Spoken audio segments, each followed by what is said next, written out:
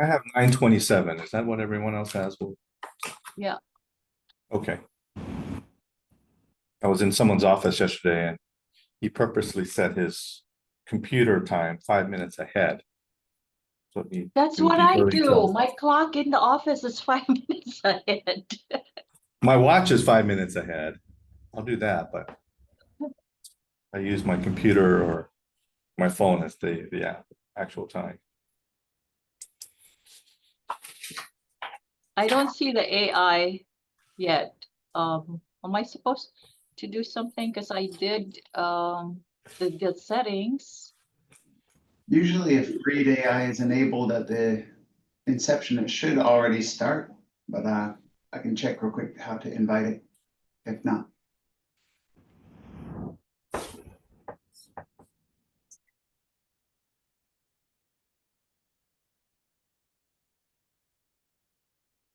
Good morning, Kelly, Leanne, Lorna, Winston. Hello, Trang. Hello, good morning, everybody. Morning. Okay, it's transcribing.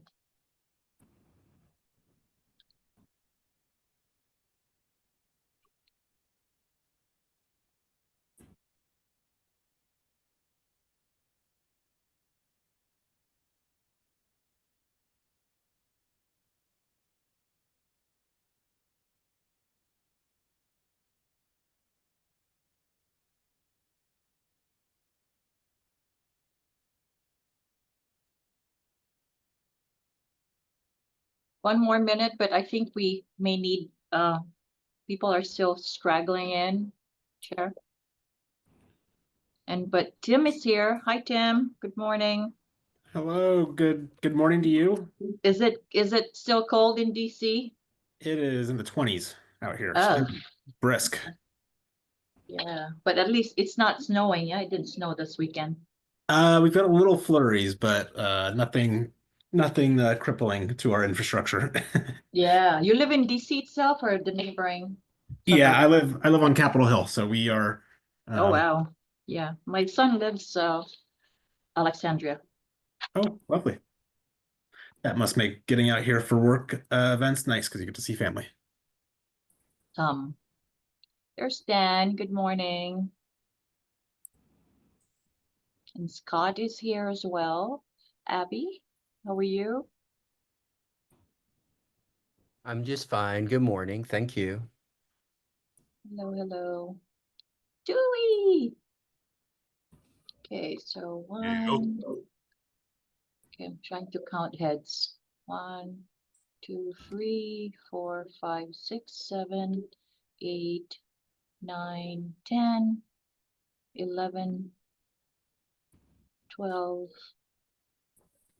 13, 14, 14. We need 2 more to make quorum minimum. Right. Harrison, is somebody from Oahu Workforce Development Board representing Jason, or did you said Chris is coming? Yeah, Chris Lumley should be attending, but I don't see him on the participant list yet. Yeah, we have 3 people who are going to be late. Already told me, but we had 20, it's supposed to be 29, so it should be not make us much of a difference. So board members, kindly turn on your cameras.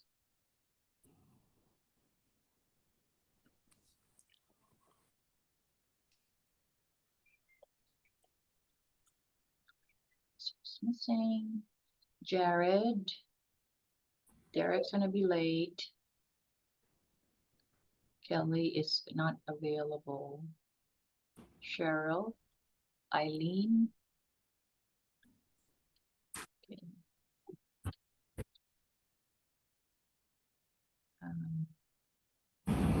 Leslie's gonna be late as well. Dion is. Carla's here. Dewey, Lorna. Excused. Yeah. David, okay, so, hi, Thomas, it's 15. One more.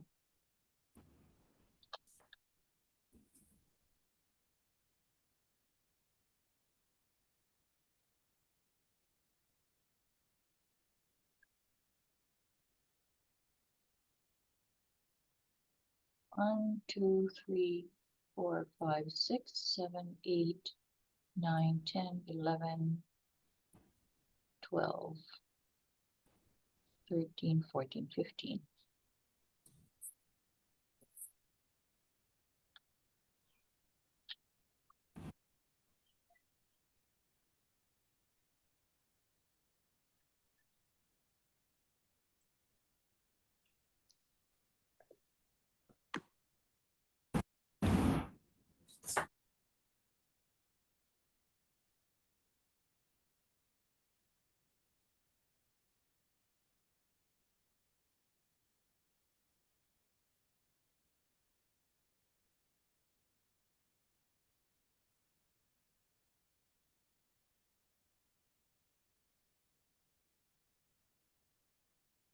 I think I just saw Keith join.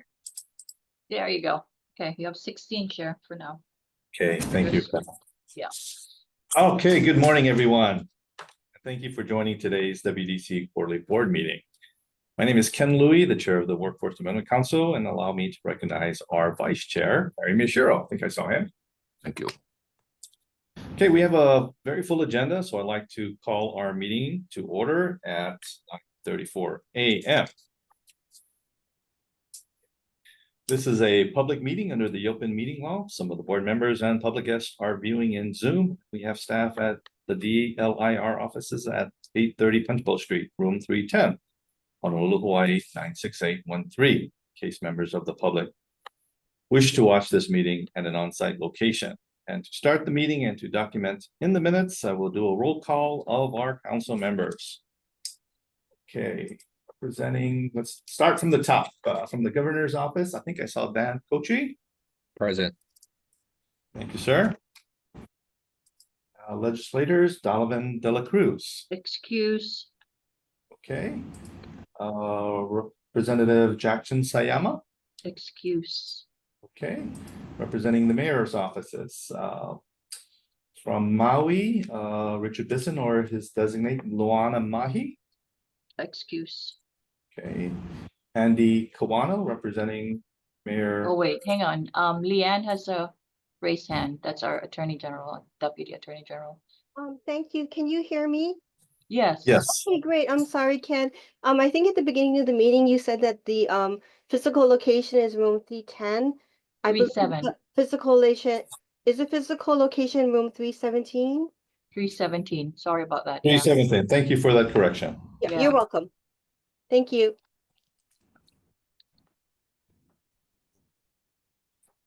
I like people with a- attention to detail.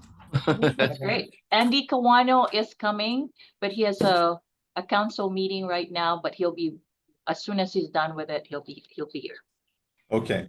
All right. If you see him, we'll recognize him. when he Yeah. joins. So I told everybody who's late to let us know so we can note when they come in on the Zoom call. And we'll note it in the minutes. Okay. Representing Kauai, Nalani Brun or Derek Kawakami.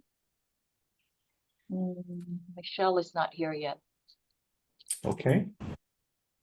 Representing the Big Island, Doug Adams. Excuse, it's actually a new person because we have a new mayor. So we're waiting for that designation. Yeah. Okay. Representing our state department directors, Jay Butai or his designee, David Rodriguez.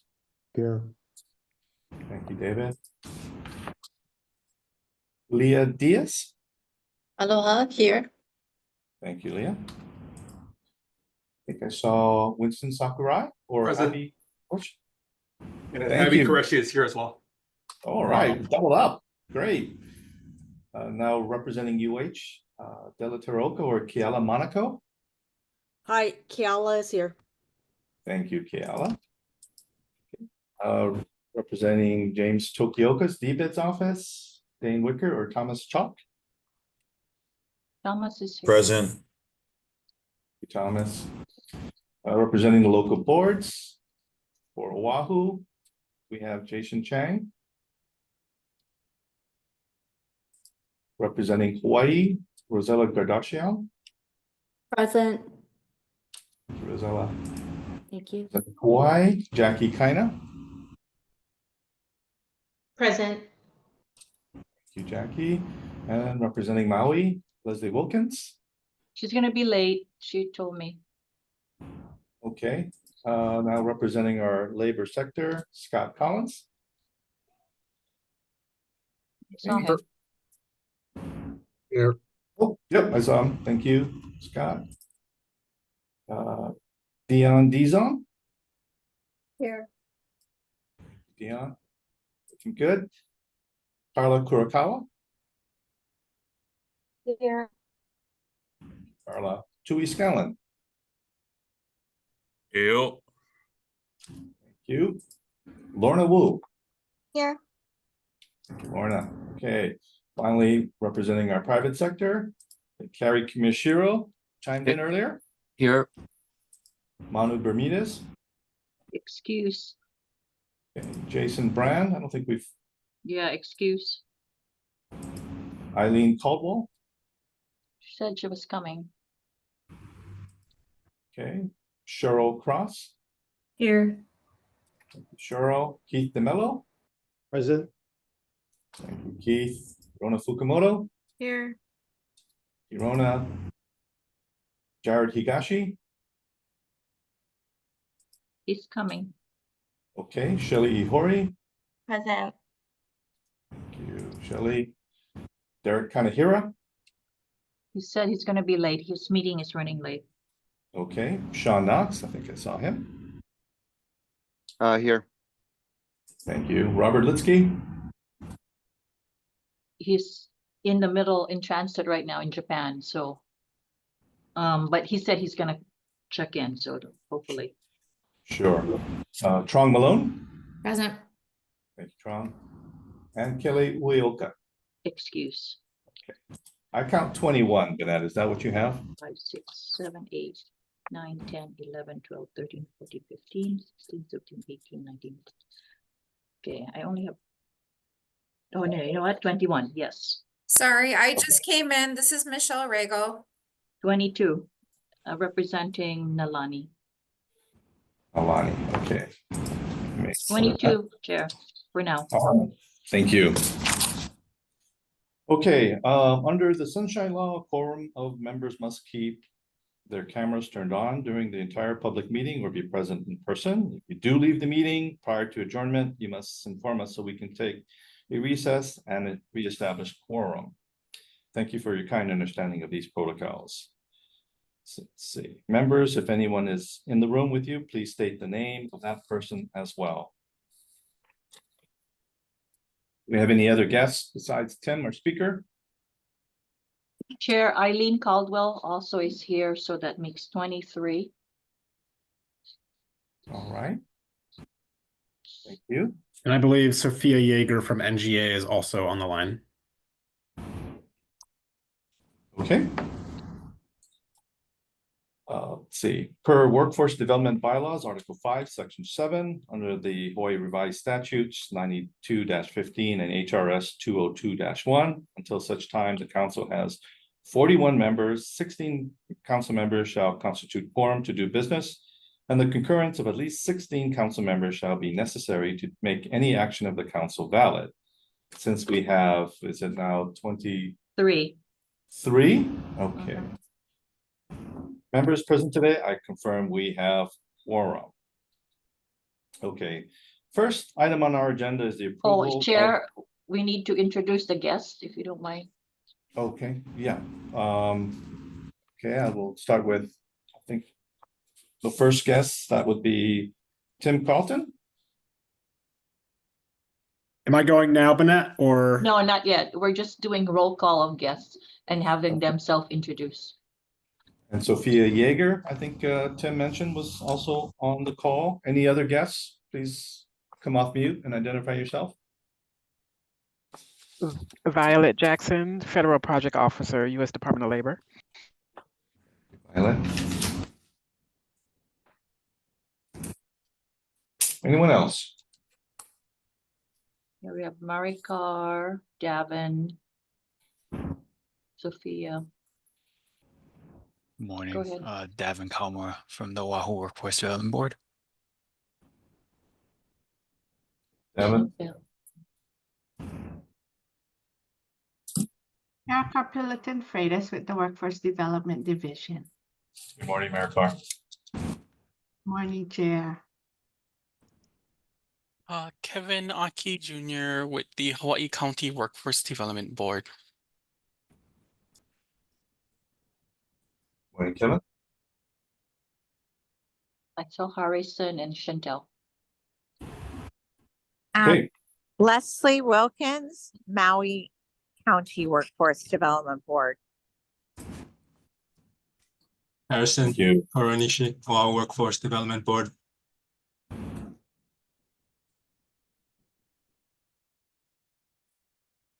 Okay, Chair, just So to with- note, we have 24 now with Leslie Wilkins.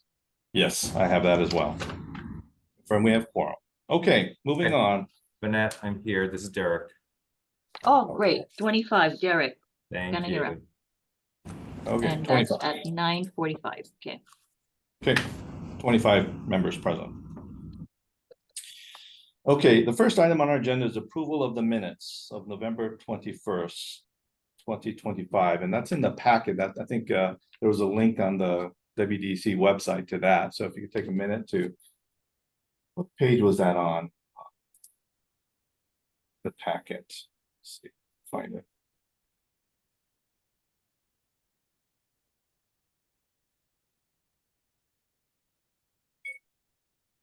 Page 17, Chair. Thank you very much. Yep. 17, 18, 19, 20, okay.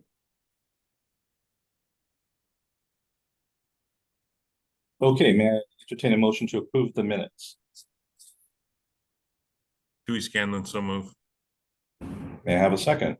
Carrie, so move. Second. All right. Is there any discussion? Hearing none, I will take a vote. And so Leanne and Kelly, I spoke to OIP this morning regarding voting and whether we need to do a roll call. And I understand your recommendation to do a roll call for each vote. I think based on what they told me, we can do a all in favor say aye, as long as it's unanimous, then they're okay with that. Are you okay with that? And so I'm going to do a hybrid, and there's some other votes that would be taken. I'm going to do a roll call for those that are specific to the issues with the WDC. Do you have any objections to that, Leanne or Kelly? With the approval of the minutes specifically.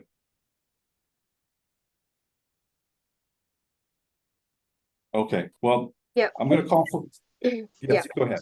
So if OIP told you that you can do a blanket aye, and if there's nobody that said that they're not in favor, then that's their opinion, and you can follow that opinion. Yeah. Okay. Yeah. It just makes it more difficult to prove, from our end, who voted for it. Sure. So I'm going to caveat that with anyone voting no or wishing to abstain, please jump up and down. Make your statement known so we can draw attention to that. I don't anticipate any with the approval of minutes. So moving on, sorry for that longer than the discussion there. I'd like to call all in favor of approving the minutes. Please say aye or raise your hand. Aye. Aye. Aye. Okay, anyone wishing to vote no, please raise your hand or state so. Anyone wishing to abstain, please also raise your hand or state so. Okay, let the record reflect that there was a unanimous approval of the minutes. Thank you, Leanne. Okay, moving on to administrative matters, I'd like to welcome our new staff members. We have two new members of the WDC team. They just both started a few weeks ago, and they've been very productive so far here.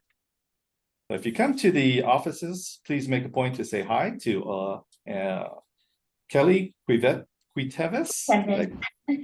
Pardon me, Kelly? Quitevis. I know it's a hard one. And Evan Palmer sitting right next to her. Both are program specialists 4, and if you would just say a few words. Kelly, you first. Hi, good morning, everyone. Happy to be joining the council staff. Just a quick background. I was previously a program specialist at the University of Hawaii and worked in private business, helping to oversee the statewide business for some large retailers, and also worked in K-12 education. I'll be supporting the sector partnerships, performance management, and special projects committees. So happy to be here with you guys. Great, thank you, Kelly. Evan. Yes, what's good? I'm Evan Palmer, and I'm a specialist hired about the same time as Kelly. And I'm working with the Workforce Development Council. And my background, I worked as a program coordinator for the See Hawaii Work Program, the Department of Human Services in the past. I'm bivocational. I'm also a pastor of the Honolulu Church of God. And I will be helping out with the Military and Veterans Affairs Committees, Youth Services Committee, and Employer Engagement Committees. And I've also been, I'm also a veteran myself. I was served in the Army for about 7.5 years. Great, thank you very much, Evan, Kelly. We wish you both very well, and let us know how we can support you. The next item on our agenda is a presentation on the recertification of the Workforce Innovation and Opportunity Act. We are privileged to have with us the Legislative Director at the National Governors Association, Tim Carlton, who is calling in from the nation's capital of Washington, D.C. Please go ahead, Tim. Thank you, Ken. Thank you, Bonette. And aloha to all of you in Hawaii. Good morning to you. Good afternoon to us. So I've been asked to give a brief presentation on the reauthorization of WIOA and where things stand. There's a lot going on right now, as I'm sure many of you have had a lot of questions, maybe asked a lot of questions or fielded a lot of questions. Hopefully I may not be able to answer all of those, especially if they're DOGE related, but as it relates to WIOA, I do hope that I can give you some guidance of where things are at and where they might go. So it looks like you have a slide, so I'll ask you to maybe go to the next page. Great, next, there we go. So I wanted to start real quick by giving you an overview of where we are on a budget matter and where we are funding wise. So we are about less than 3 weeks away from the federal continuing resolution that was passed at the end of last year in December, on December 20th, expiring. So, that was the previous Congress, the previous administration passed that resolution, and now we've got the Republican House, Republican Senate, and the Trump administration who are looking to find a path forward on funding. The update here is that there's not been great progress on a full year funding package.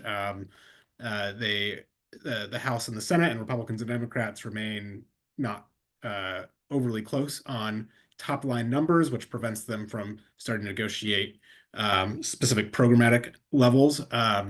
So what we are looking at right now is if no agreement is made in the next less than 3 weeks by the March 14th funding date, we're looking at a potential short-term CR, another short-term CR, the potential for a shutdown if they are unable to agree on a continuing resolution, or if they aren't able to find agreement on a top line fiscal year 25 funding package, the potential for a full year CR. So that would be locking in FY25 levels FY24 levels for all of FY25. I think I just lost the. I can share. Sorry. Sorry. Yeah, I was go gonna say ahead. next slide from there. Okay. So we are about almost halfway through that funding year. So on WIOA reauthorization, as I'm sure many of you know, and you probably talked about a lot last year, Congress came very close to passing the A Stronger Workforce for America Act. That was initially a bill in the House that passed out of the House at the beginning of 2024 with a very wide bipartisan vote. So the total vote in the House was, I believe it was 378 to 26. They had every Democratic member in the House vote in support of it. The Republicans who voted against it were your Freedom Caucus, your more conservative members who, frankly, don't really want to see WIOA carried out too much longer in its current way. But so that came to the point where at the end of 2024, the Senate came to an agreement with the House on a bipartisan bicameral package. I have said before in other gatherings like this where it was the epitome of a Lucy in the football moment. Lucy from Charlie Brown, and we all thought we were going to get a reauthorization done, and whoop, there goes the ball. And it got pulled from the final continuing resolution that it was initially included in December. Frankly, due to the length of the bill, it had nothing to do with the substance of the bill. Again, there was, you had agreement between your House and Senate Republicans and Democrats, which includes Virginia Fox in the House on your more conservative side, and on your more progressive side, Bernie Sanders in the Senate. So when you had those two come together and agree, you had a rare occasion. So that didn't pass. Now, what was in that I think, we as an association at NGA, we represent governors, and I probably should have started with that. We represent the nation's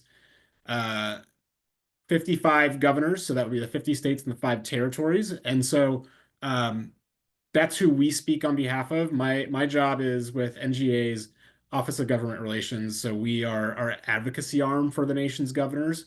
And when we looked at this package, this A Stronger Workforce for America reauthorization effort, on net, we found that it was an improvement upon the status quo. It's been 10 years, going on 11 years now, since the Workforce Innovation and Opportunity Act passed, WIOA.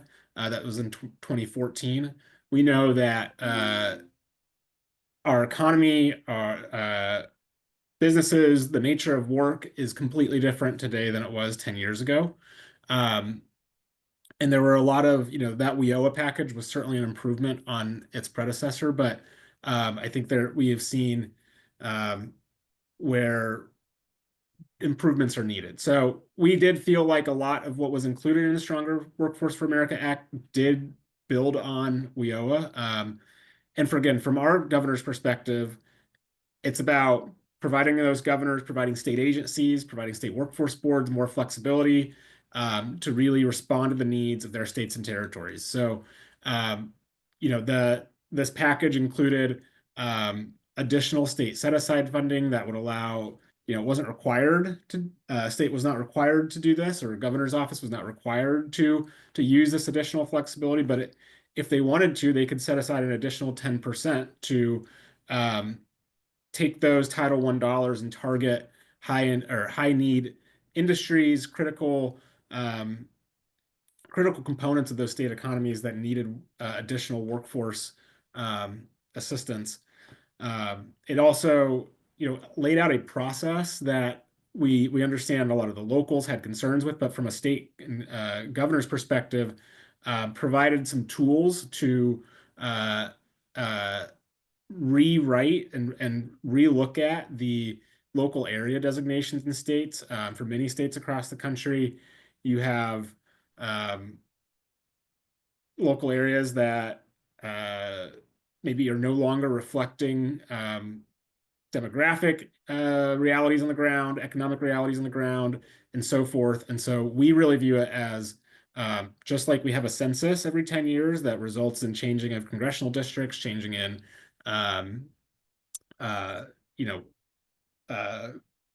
boundaries for political offices. We don't view it that differently, where we want to make sure that we are constantly responding to what our governor states economic and workforce needs are. And so we saw this addition of, after 3 years of passage of the bill, the state and the governor would initiate a process to consider redesignation of local areas, and then every 8 years after that, they would do so. We saw that as a positive, but certainly, there were concerns from locals, and they definitely made that known.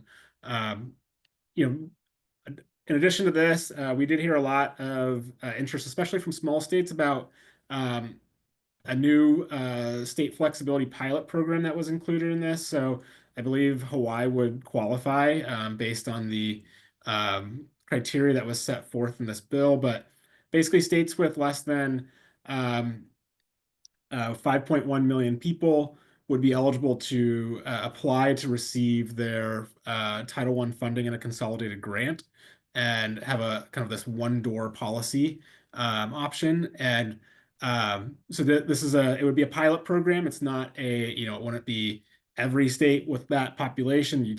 States would have to apply. They'd have to go through that. There would be reviews of the program, how that worked, and then the opportunity to continue if deemed successful. One of the big things that I think a lot of folks looked at with this bill was it proposed repurposing H-1B visa fees. So these are fees that the Department of Labor collects that they total in the ballpark of north of $2 million a year, from what we understand. And so this bill proposed divvying that up between two different training options. So they would establish a $65 million competitive youth apprenticeship grant program. And then the remaining funds that I have here, about $150 million, that's not exact. It would vary based on the year and the amount of money that was brought in by those H-1B fee revenues, but about $150 million approximately for ITAs. And that would be on top of what states and territories already get in their formula funding. So this would be kind of a separate pot of money that would be formulated out to states and territories. There would also be more dedicated funding to the Workforce Data Quality Initiative. This is important for state agencies and boards to have a better grasp of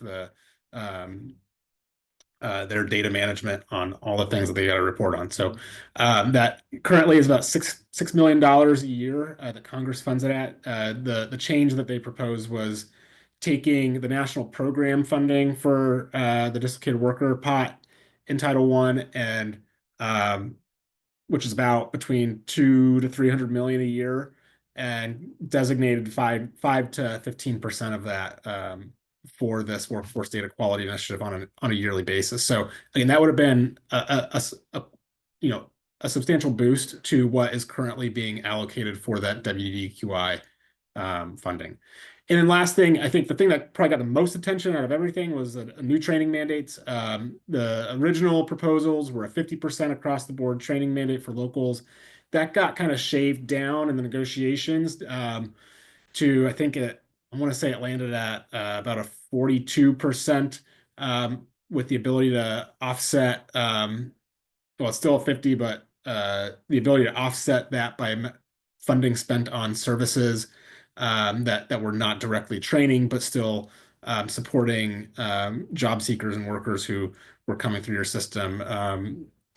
And again, that certainly garnered the most attention, the most criticism, I will say, from the proponents of that provision. The perspective that they have is really looking at this as an effort to put downward pressure on the WIOA system and really get more federal dollars flowing to individuals to use for training. I think that, I was at NASWA a week ago, and which is the National Association of State Workforce Agencies.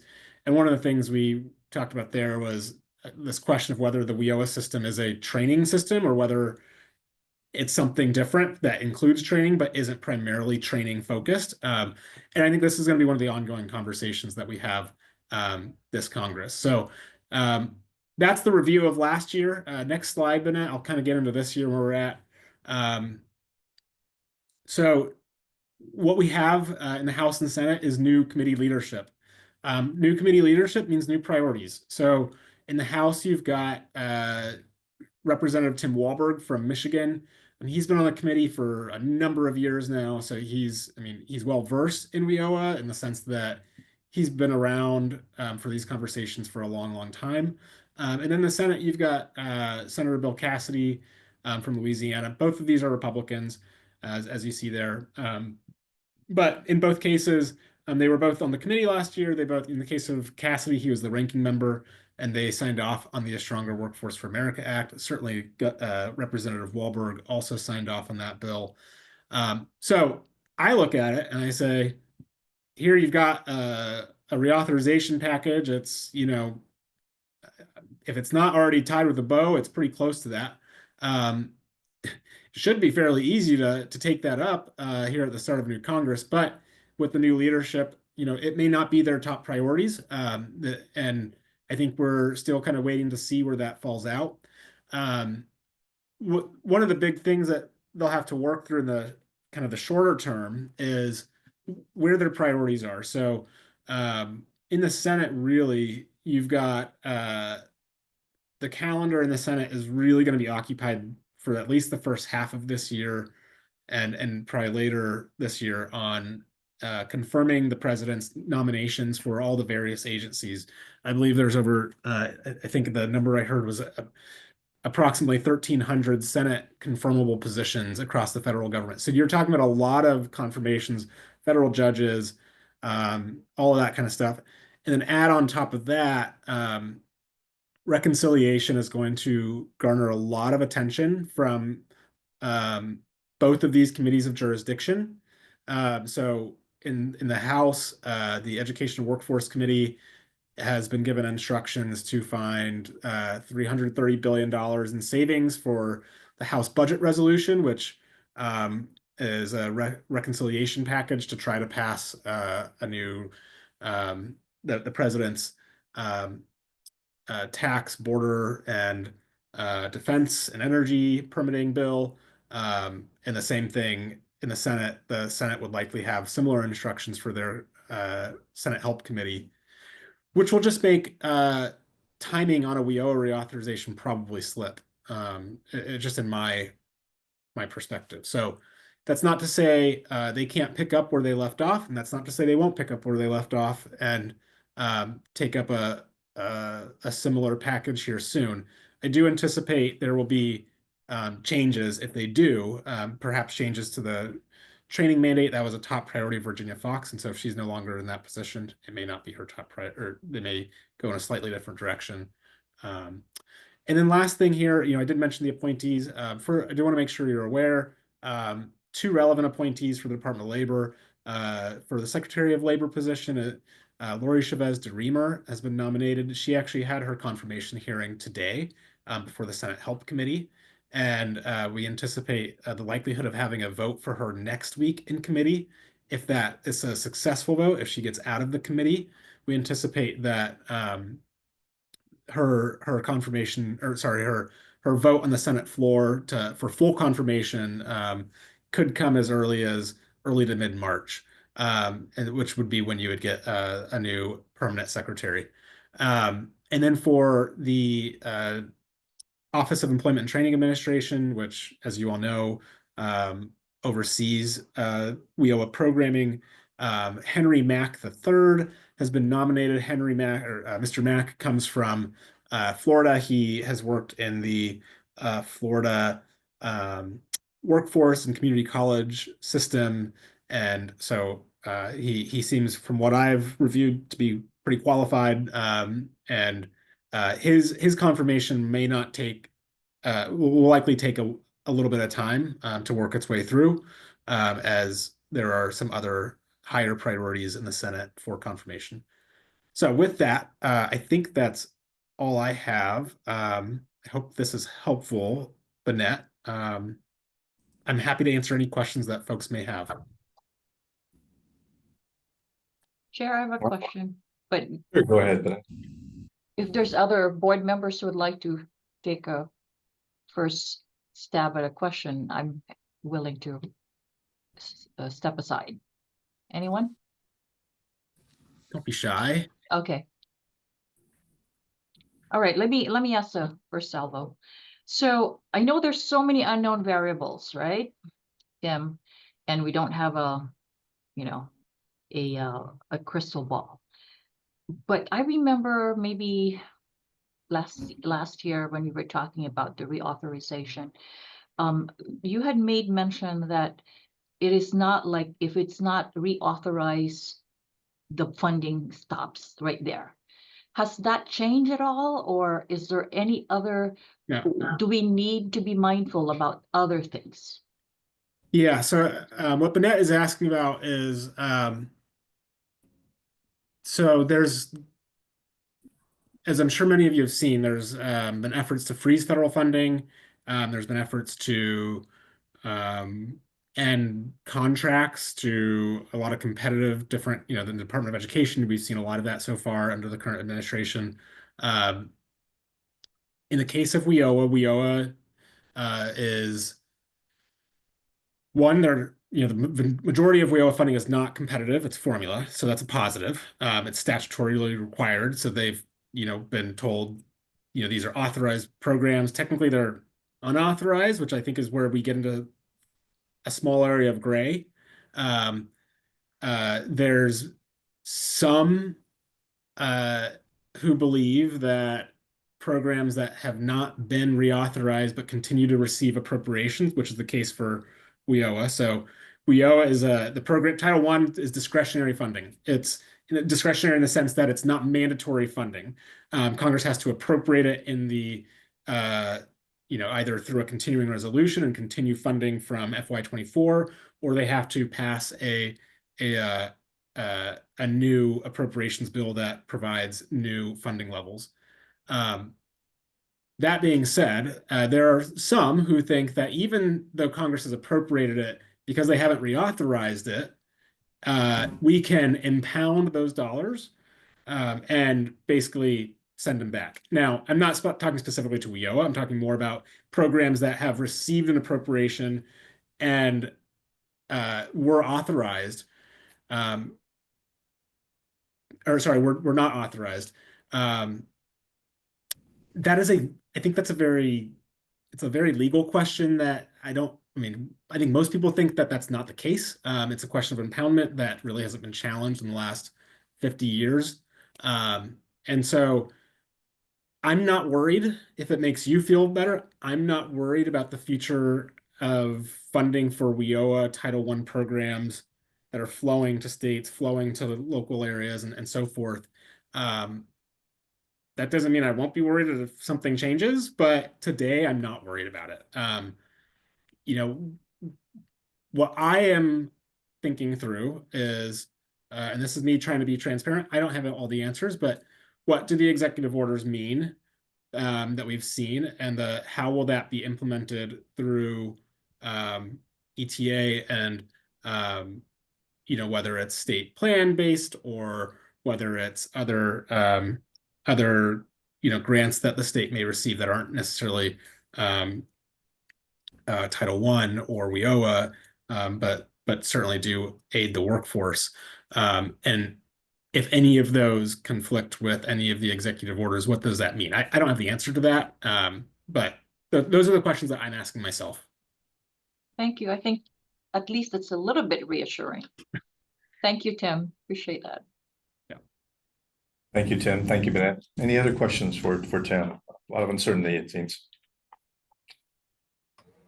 This is Cheryl. I just wanted to say, Tim, thank you so much for your confidence. This is a really unsettling time for us all. And I like that you've given such a clear explanation of what might happen and your advocacy for us continue to support the folks of Hawaii. So thanks, Tim. I appreciate it. Thank you, Cheryl. And yes, it is a very uncertain time. I've got two of my best friends who lost their jobs last week as probationary federal workers. It's tough, but I think we are looking at I am trying, I'm not trying to view things from a glass half full perspective, but I am trying to assess things on, okay, what have we seen in these, that you've maybe seen what happened. There were some grants for the Department of Labor that got canceled. All of those were basically discretionary grants that the Department of Labor that the Department of Education, I misspoke there. The Department of Education had granted out and written in certain instructions for those grants. And a lot of those were canceled as a result of, what they found in them. Now, again, maybe I'm giving too much deference to the agency there. Title I is just different here. I mean, there is the state plan, and that's where if I have worry, it's again, me being transparent. I don't know. I'm not saying that this is going to be the case, but if I have worry, it's that states will be asked to rewrite their state plan. Now, I don't know if that's going to happen, but it's just, again, being transparent with you of where my head is at. That's not based on any conversation I've had with Department of Labor or anyone else. But if a state plan has equity provisions or equity language, that might be an area where ETA says, hey, we'd like you to rewrite this in a way that complies with the administration's preferences. Again, I don't know if that's going to happen. I don't want to cause any undue fear. But that is what I am trying to think through as we approach kind of the next couple months. Thank you. I just want to say for the group also, our governor, Josh Green, has fast-tracked federal layoffs, folks who have been affected by federal layoffs to state jobs. So I'm curious, Tim, if you've seen that, and if I'm sure you are tracking what Josh Green is doing, but if any other governors are offering that. So many federal employees in Hawaii, and I'm so sorry to hear about your friends. No, thank you. I actually hadn't seen that, so that's really heartening to hear. And something that I think it's in yesterday's internally. press release. I'll forward that to you, Tim. Great. No, thank you, Bennett. That would be happened yesterday. To be able to highlight, because yeah, we've got our governors in town this week. This week is our big winter meeting. That's right. If the governor wants to highlight that, I think that'd be great. You might want to just, come up to Governor Green and congratulate him for at least his advocacy. And call him out, Tim. Call him out. I don't know if I'm in a position to do that, but. Okay. Right. Thank you, Tim. Thank you, Cheryl. Speaking of Governor Green, it's a good segue because in his state address this past January, Governor Josh Green set forth his priorities. As WDC is considered the governor's board, we have invited Dan Kochi, Governor Green's senior policy advisor, to share the governor's focus and insights. Dan also sits on the council as the governor's designee. Dan, please share your thoughts at this time. Thanks, Chair. I would just, for the record, correct that my title is actually policy advisor. I do not want to have Will Kane finding out that I got a promotion and that I took his position. So, anyways, so Bennett asked me if I could just share a little bit. So for those of you who did hear Gov's State of the State, I apologize because I will repeat some of the top priorities that he mentioned. I'm also going to highlight some of the bills. I did speak with both DOE and DLIR. If they could share some of the bills that they might be tracking right now. So Keith, for you and your committee, happy to provide you guys with this list later, since I don't have a fancy slide or anything. And then I guess I'll go a little out of order because Cheryl did bring up one of the topics that I was going to bring up. So as has been discussed yesterday, Gov did make the Executive Order 2502 in regards to Operation Hire Hawaii, or OHI, as they've been calling it. So it is basically focused on targeted outreach initiatives to expedite state hiring process and fast tracking qualified candidates into job opportunities throughout Hawaii. As was mentioned, the focus is on some of these positions and individuals who have been impacted by the ongoing federal government layoffs. And it's also, the EO also directs the state agencies to review the candidates and make conditional job offers within a 14-day period of receiving an individual's application. And what was highlighted in the press release, while it's not the entirety of the jobs we were looking for, because we are open to everybody, But the press release did state, among the jobs that we are highlighting, including engineering, IT professionals, planners, accountants, HR specialists, registered nurses, investigators, and much more. There was a big push on social media, if you guys also saw, including what I would say is a partnership with some of the more local social influencers, which has been gaining a lot of traction as well through Instagram and Facebook. So word is definitely getting out. The information, you can find it, as Bennett said, either on our website, governor.hawaii.gov, or also on the Department of Human Resources and Development website, where they also list the point of contacts for each of the departments. My understanding is that this information is being updated in real time. So for instance, if you went on the press release yesterday and you clicked on the DHERD website, you would notice that the panel was pretty much blank. I just went in about 5 minutes ago, and there are some information that's being updated and has been added in for some of the departments. So please, let folks know that this information is being added real time. But if there is any questions, I think DHERD is going to be the best department for anybody who gets inquiries to forward it along. Otherwise, you can feel free to either let me know, or I guess, Bennett, if you get any questions from the council as well, happy to try to help with that. All right, so focusing on some of Gov's priorities, shifting over. So in Governor's State of the State, he mentioned a number of priorities that we're looking at over the next year, year change, because we have another year as well for the term. So I'm just going to quickly highlight the topics that were mentioned, along with a couple of examples, and then I'll maybe, Bennett, do you want me to pause for some questions on that before going into the bills? Okay.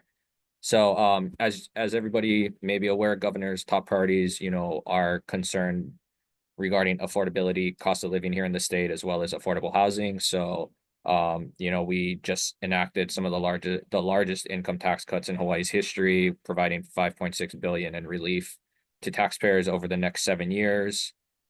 This year, we're also looking at other ways to try to reduce the tax burden for working families and trying to encourage economic growth across the state.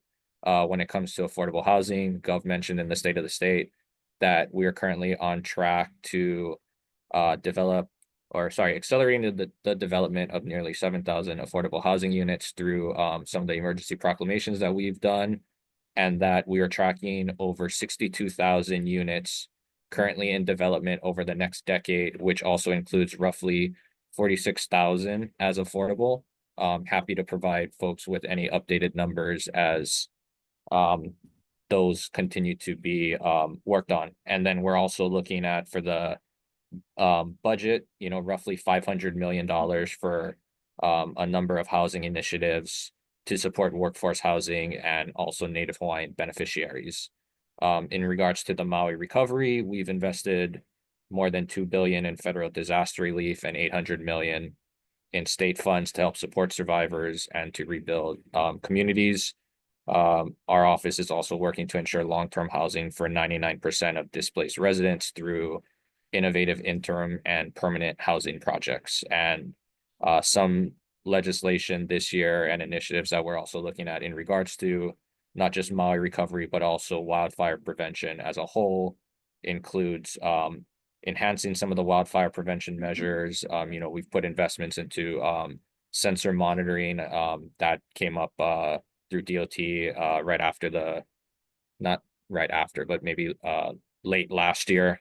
And then we've also been working, and I know this is David's favorite topic from DLIR, on the reestablishing the fire marshal's office and trying to help expand the scope. And, after some feedback from legislatures, as well as the Attorney General's 3-phase reports, also looking at how to increase some of the capacity for funding in the office as well. So there's currently some bills going through the legislature to address that. Probably another big topic for Gov, healthcare. So specifically on workforce development aspect, I know Bennett and I have talked about this in other meetings. On the side, Governor in 2023 set up the Healthcare Education Loan Repayment Program, also known as HELP. We put in $30 million for the first budget or first biennium to help address the shortage of healthcare professionals in rural and underserved areas. So this is, this is a program that will help repay some of the loans for healthcare workers who are here committed. I believe it's a 2-year commitment in Hawaii with the hope that they will stay in Hawaii. I believe that the most recent figures I heard was in the first tranche of funding, we got about 900 applicants who we were able to provide loan repayment to. There's roughly 1,500 people in the second cohort from 2024 applicants who are in the process of getting their applications reviewed, and then we'll get loan repayments pending available funds. And this year we also have there's 2 bills currently moving in the legislature. One of them actually just got noticed for Friday in the Finance Committee, SB 299 and HB 213, and that is to provide $15 million each year in FY 2026 or 2025 FY 2026 to support this program. And I believe also in the previous cohorts that were awarded, I believe there were, I think it was either 14 or 15 applicants who received the loan repayments were previous Hawaii residents who have indicated that by receiving this, they are planning to move back to Hawaii. So, for Gov, that's also very big on getting these local kids back to the state. And then besides the health program, we're also looking at ways to provide financial investments in rural hospitals, behavioral health centers, and Medicaid improvements. Gov also highlighted public safety. Over the last 2 years, we've passed a couple of gun safety laws, including sensitive place designations, as well as providing active shooter training in public and charter schools. Unfortunately, something that I think we would hope we would not have to do.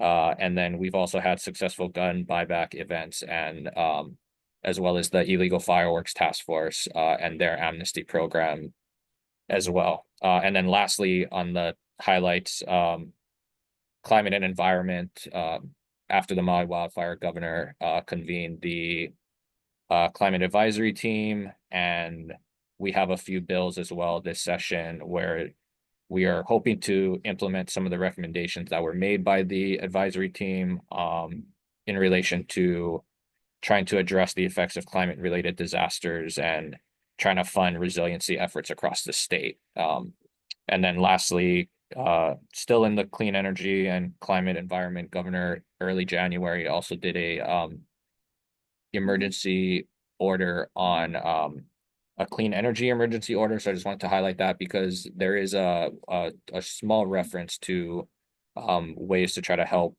address some of the jobs in the clean energy sector as well, but it's more of a executive order to sort of expedite the state's goals for achieving clean energy.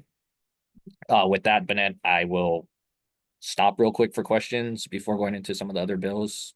So hopefully that was what you wanted. I apologize if not. No, it is. Chair, back to you. Yeah, thank you, Dan, for sharing some of the government's highlights of his speech. Applaud his efforts to improve the housing situation, healthcare industries, all good stuff. Any questions for Dan? Okay. Okay, perfect. Before we move on to the financial reports, I just want to take a second here to acknowledge any of our new any members have joined recently, WDC members. I think, Bennett, you said that there might be some. Jared. Sorry, Chair, real quick. Yes, sir. Bennett, just for the sake of time, can I just send you the list of the Yes, bills that we're yes, tracking? please. Yeah, because I realize we have like an hour left and I don't want to take all the time. Thank you. Yeah. Appreciate that. Appreciate that, Dan. Okay, Bennett, you mentioned that Jared Yes, Jared Higashi.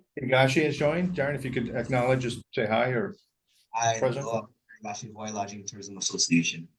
Thank you, Jared. Any So that other brings WDC your- members? I think that's it, Chair. You have 26 members now. Okay, thank you. Okay, moving on to financial reports. We'll hear a presentation. Oh, and Andy Kawano, sorry. Yep, Andy just just got joined on. us. So Hi, Chair. 27. Thank you. Thank you. Thank you, Andy, for joining. We're going to hear a Representative. presentation on the financial standing of the WEO funds as well as the performance levels of our local areas. We are opting to have these reports at the beginning of the agenda because, as you will note later, it will provide you with foundational knowledge for some of the items which will be taken up by this council later in today's agenda. Financial reports can be found starting on page 42 of your board packet. And here to provide this presentation is the Executive Director, Bennett Mizalucha. Okay, thank you so much. So I am going to share my screen, but as Chair mentioned, there's actually, it's also in your packet, just in case this particular, a second. Move it.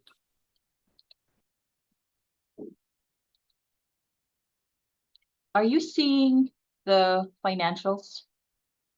Okay, you know what? I was going to put it in the screen one.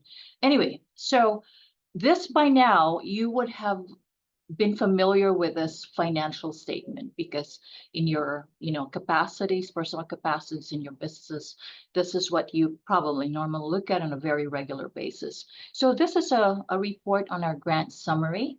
And if you recall, we have 3 years to spend the money, right? 2 years of which are given to the local areas, and then 1 year, whatever is not spent after the 2 years gets sent back to the state. So if you're looking at this financial statement, PY 2022, as of June 30th, 2024, that's when the local areas are done with using that fund, and now it's coming back to the state for 1 year, and then it needs, whatever the balance is, will need to go back to the federal government or US Department of Labor, which we really don't want. So if you take a look at this, this is again information that we've already gone over, but I wanted to just give you a little bit of, further a status report. So as of PY 2022, what was returned to the state was 3.9 million. And if you take a look at the second column or second row, we have about 1.9 that's already been encumbered, but then there's planned encumbrances of 1.5. That 1.5, actually, I will be able to explain that in the subsequent portion of our meeting when we talk about unexpended funds. So we are, even though it says 21 million or 21,000 is funds to lapse, it's actually not going to happen. Just reassure everyone. So this is, sorry, kind of meant too much. Okay, hang on. Okay. So in that financial statement, we have what is right now, what has been spent by the local areas for PY 2023. Remember now, every 2 years, right? So that PY 2023, the local areas will need to return whatever has not been spent back to the state. So if you take a look at where they're at as of December 31, 2024, out of the 8 million that has been allocated, 2.8 million has been spent so far, which means there's 5.7 million that is not spent. So we have 6 months left, technically. So they need to, their spend rate, their run rate needs to be at least $1 million. But so we are maybe anticipating, and again, there are so many unknown variables at this point, but we are keeping a very tight monitoring on it. And that's the reason why we have a coordination meeting on a monthly basis to be able to forecast what that run rate is, how much balance we anticipate, so that then we can plan accordingly. The next slide, the next row is about the Lahaina fires, which is, if you recall, the approval was for 21 million. The first allocation was 10 million. So far, about 9,440,000 had been spent. There is a request for a second allocation, but that has not been approved. And I'm going to leave it to WDD if you have any questions, because that's actually in their purview. So the other report is, and I'm going to be very quick about this because I know we're running out of time. The second page is on the summary details, probably more of the same, but I want to have you focus on the participants. So the number of participants for PY 2022 and PY 2023, and you can see how there are some that needs a marked improvement. The next item are performance reports. You can peruse them at your leisure, and I would be happy to sit down with you, but again, in the interest of time, I'm going to go straight to the national assessment. So on a yearly basis, so we have distributed the results for PY 2023 last year, or during our November 21st board meeting. And so what the U.S. Department of Labor does is to compile all the results nationwide, and they come up with this national assessment report. And I think it's important to note that out of the 50, including Puerto Rico, 51, there are actually only 2 states that have a failure rate. And here I actually have what the failure rate means, and that is, summary, I'm sorry, it's like, okay, so performance failure is less than 50% for an individual indicator score and less than 90% for an overall program score. So based on that definition, Arizona and New Jersey are the only 2 states that have a failing mark. So Hawaii, thank goodness, is passing. So there's more information there. The other one that I wanted to call your attention to is, this is a timeline from 2017 to 2024 anticipated forecast. So it shows you where we're at during the pandemic and after, and where, again, the figures that I cited earlier, it's really easy, it's really better to view them in the context of what the past 5 or 7 years has been. So we can see exactly where we're at. Okay, and again, there are, Chair, can I just go straight into the status of unexpended funds, since I'm Sure, absolutely. going Go to be ahead. presenting, right? Okay, so allow me to, again, if you recall, we had 1.5 million that the Director of Labor graciously gave to WDC to administer, and out of that we were able to, along with a group of folks who, as part of the transition team, actually poured over and looked at some of the opportunities that are in the horizon. So as a result of that, we are able to provide grants for 3 government agencies. And again, this is information that has been shared with you at our November meeting. So totaling 1 million. So Hawaii P20 is a recipient for 446,000, University of Hawaii Community Colleges for 458,000, and University of Hawaii, in collaboration with the Chamber of Commerce for a transportation sector setup, is 100,000. Now, this is the new information. We also have done RFPs, and the deadline was February 4th. There was a committee that went and assessed and evaluated, and we gave the notice of award last Friday.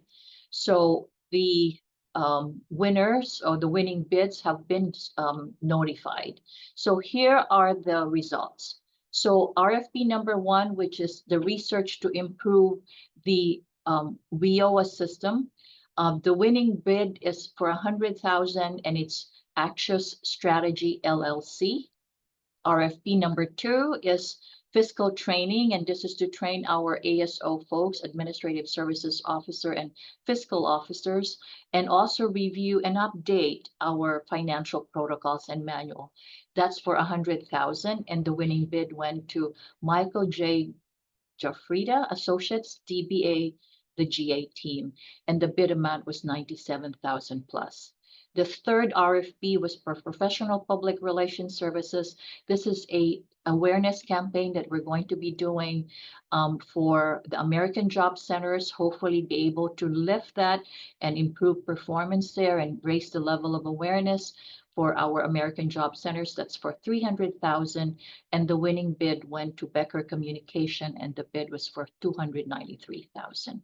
And then in addition to that, we had for a period of time already have been having training by the National Veterans Training Institute for all our local areas. So for the total amount, it's 1.554453. So that is my report for unexpended funds. Chair, back to you. Thank you, Bennett. Questions for Bennett? Any questions? Okay, moving on, the next item of the agenda relates to the council's desire to be a true policy advisor on workforce-related issues at the state legislature. So note that for last year, the Special Projects Committee has studied various aspects of how these intentions can be carried out. And at the November 21st quarterly board meeting, we designated members Keith DeMello and Tui Scanlan as our legislative team. Keith DeMello, chair of the Special Projects Committee, will now give us an update on the legislative bills, and the materials can be found on pages 59 and 60.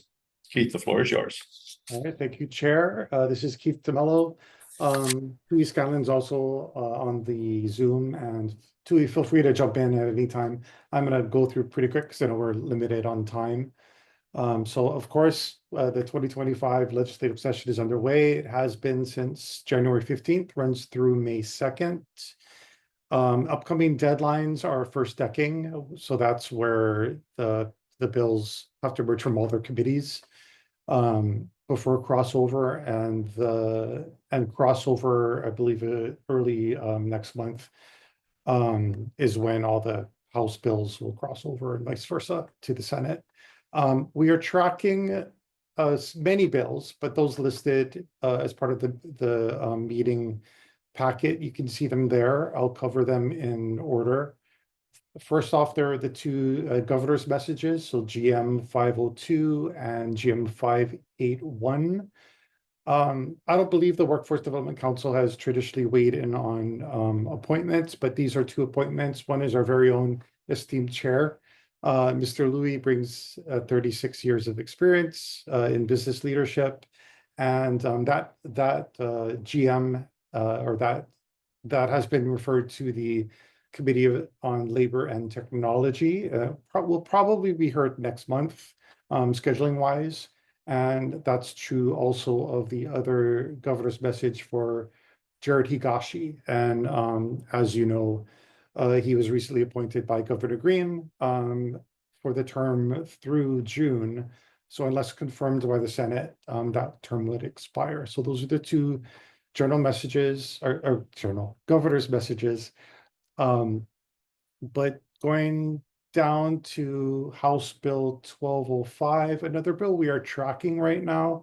It was introduced by Rep.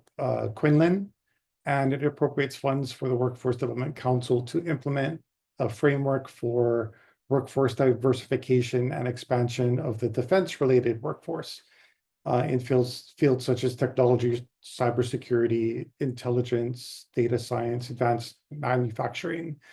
It got our attention because it specifically mentions the Workforce Development Council. It does seem to align with our four areas of focus in our strategic plan. It also proposes $1 million or so for fiscal years 2026 and 2027. In the end, the goal is to leverage Hawaii's significant defense spending and growing job market by building a skilled local workforce. We first want to confer with DLIR. I don't believe any hearings have been scheduled, so we're continuing to monitor this. Next up is SB 742.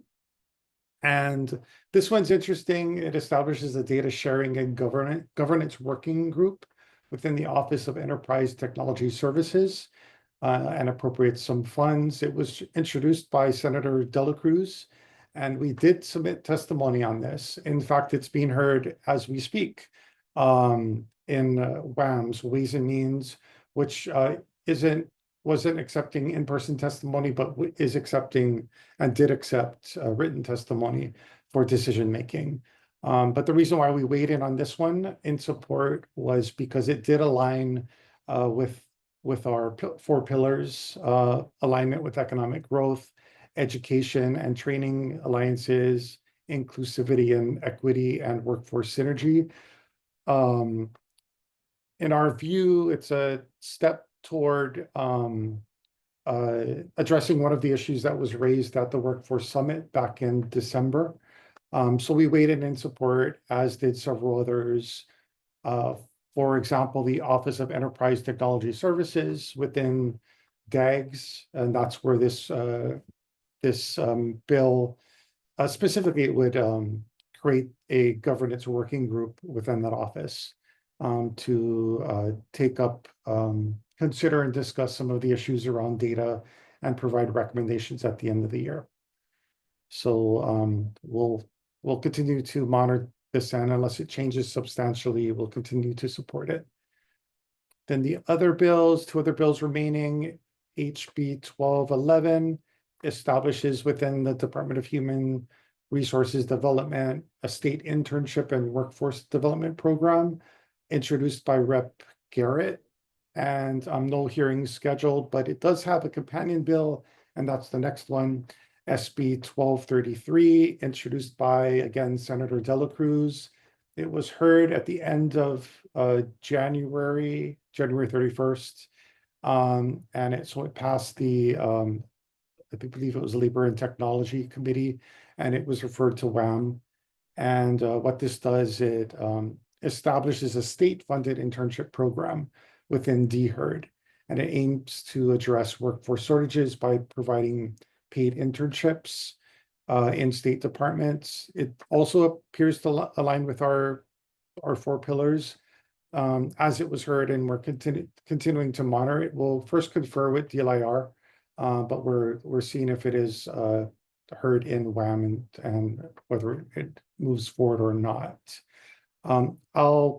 I'll stop there, but I did want to note that at the Special Projects Committee on February 3rd, we did provide an update similar to this, as well as discussed the importance of considering workforce protections and civil liberties in light of the current atmosphere at the national level.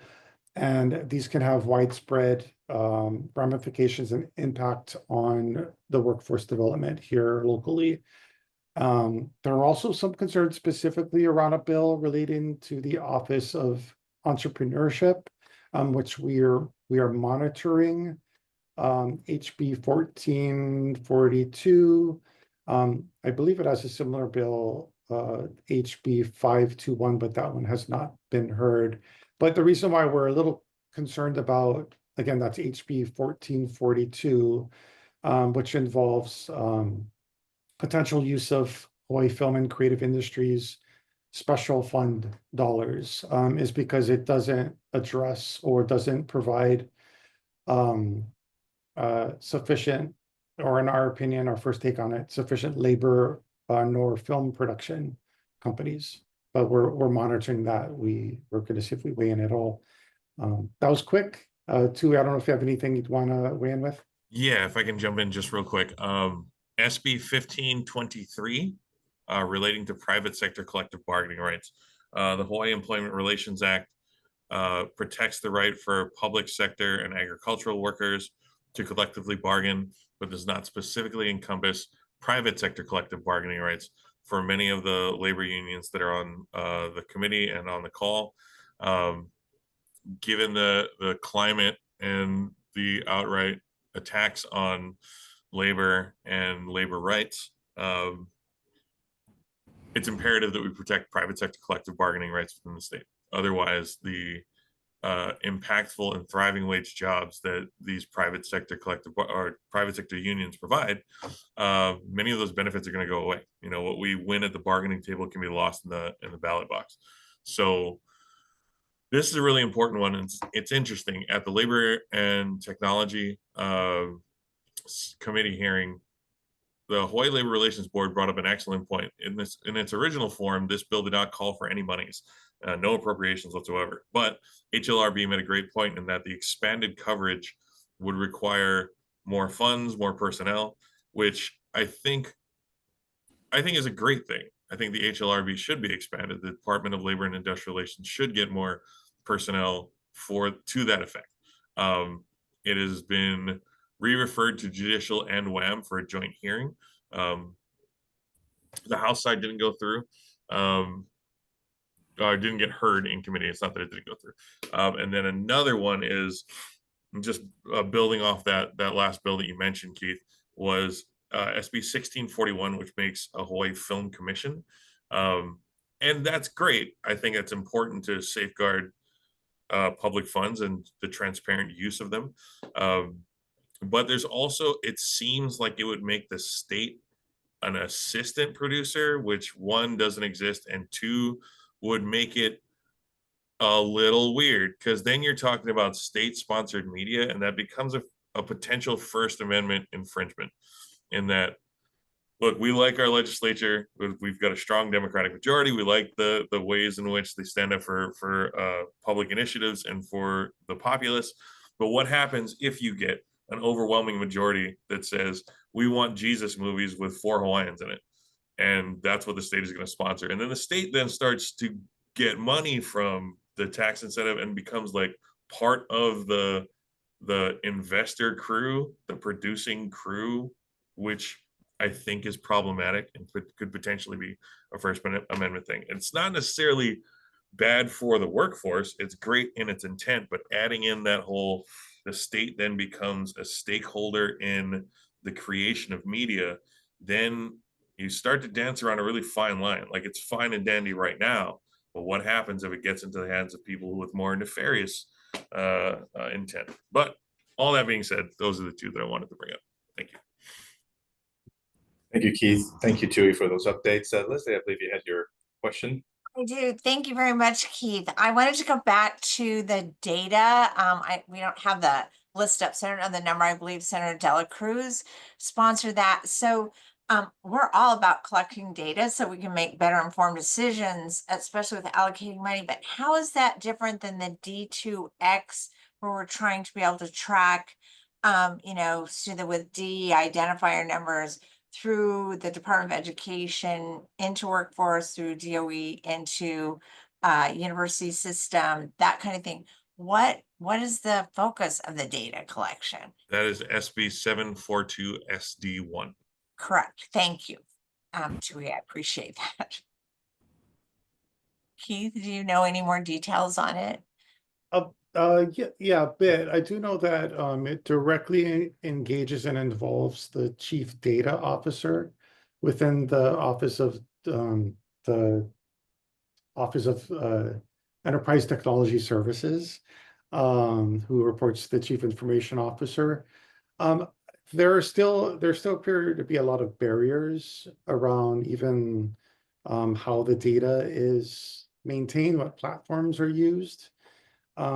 It's somewhat of a wide, I guess, umbrella in terms of the type of data, but and again, it's a working group, right? So it's a minimum of 1 year, but it would report back with recommendations. So I believe the main aim of this, again, it was SB 742, was to address any gaps that exist And I do believe the Department of Education did have some comments on it. So I was gonna take another look. What Great. those- I'll go back and look at the comments. Thank you very much. And then one of the examples in the bill itself is that they can't. Some departments are required to share data, but it doesn't identify a centralized coordinating agency or office for this. And then there's the state has a hard time tracking who graduated from public school and where they are in the workforce. So DOE and DLIR, working together in this would make it much easier to identify who's in the workforce, if they attended college out of state or at a private college, did they join the military, did they directly enter the workforce, those kinds of things. The state's unable to account for. I'm reading directly now. The state is unable to account for a significant number of young adults as they enter a critical point of their lives. And so I think that's the main intent of this bill. And like Keith was saying, to make it so there is a working group, so that there's further and greater analysis of the data that's available between DOE and DLIR. Thomas Shaw from DBED, did you want to add on that? Yeah, if I just wanted to add to this data conversation right now, there's a couple of other bills, Senate Bill 1585. It has to do with P20 funding, and they'd like to establish a new metric, I guess, to track workforce development. And that one I believe that's the one that involves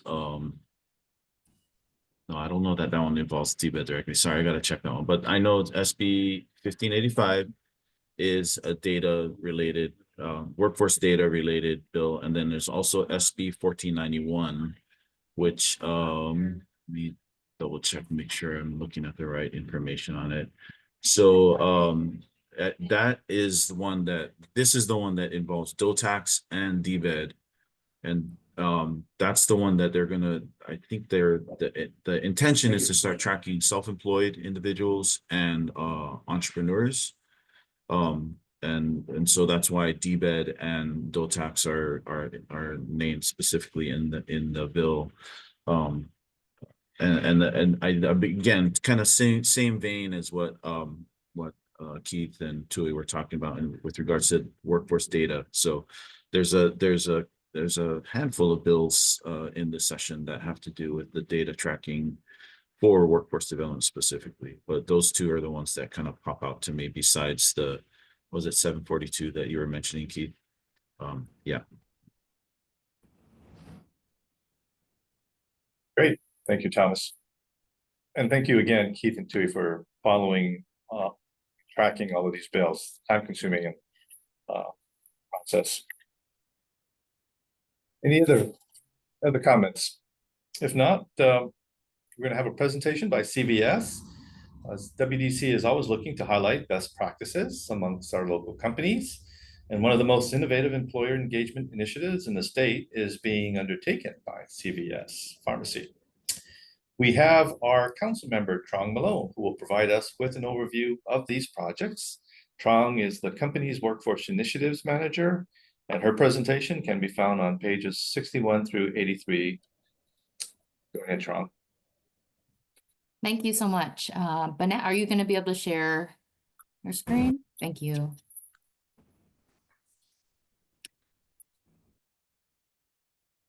So I'll just go over really briefly, our community initiatives that we have across the state.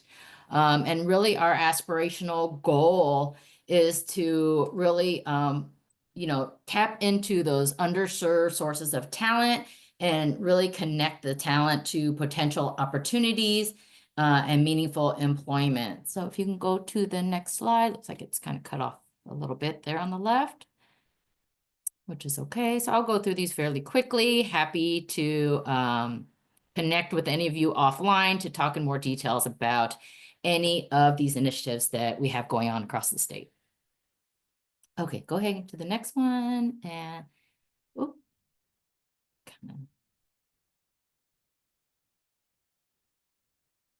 Keep going up, sorry. Okay, this one, the talent pipelines. Oh. Okay, so these are the different talent pipelines that I am focused on across the state. Sorry. So we're focused on youth, our mature workers, people with disabilities. We do have a registered apprenticeship program across the state. We also focus on our military community, second chance individuals, faith-based, and I will talk a little bit about, we don't have WDCs here in Hawaii, but we do what we have called career skills labs. And I'll talk about those a little bit later. So the first community I kind of want to talk about is our military community. If you can go to the next slide, please.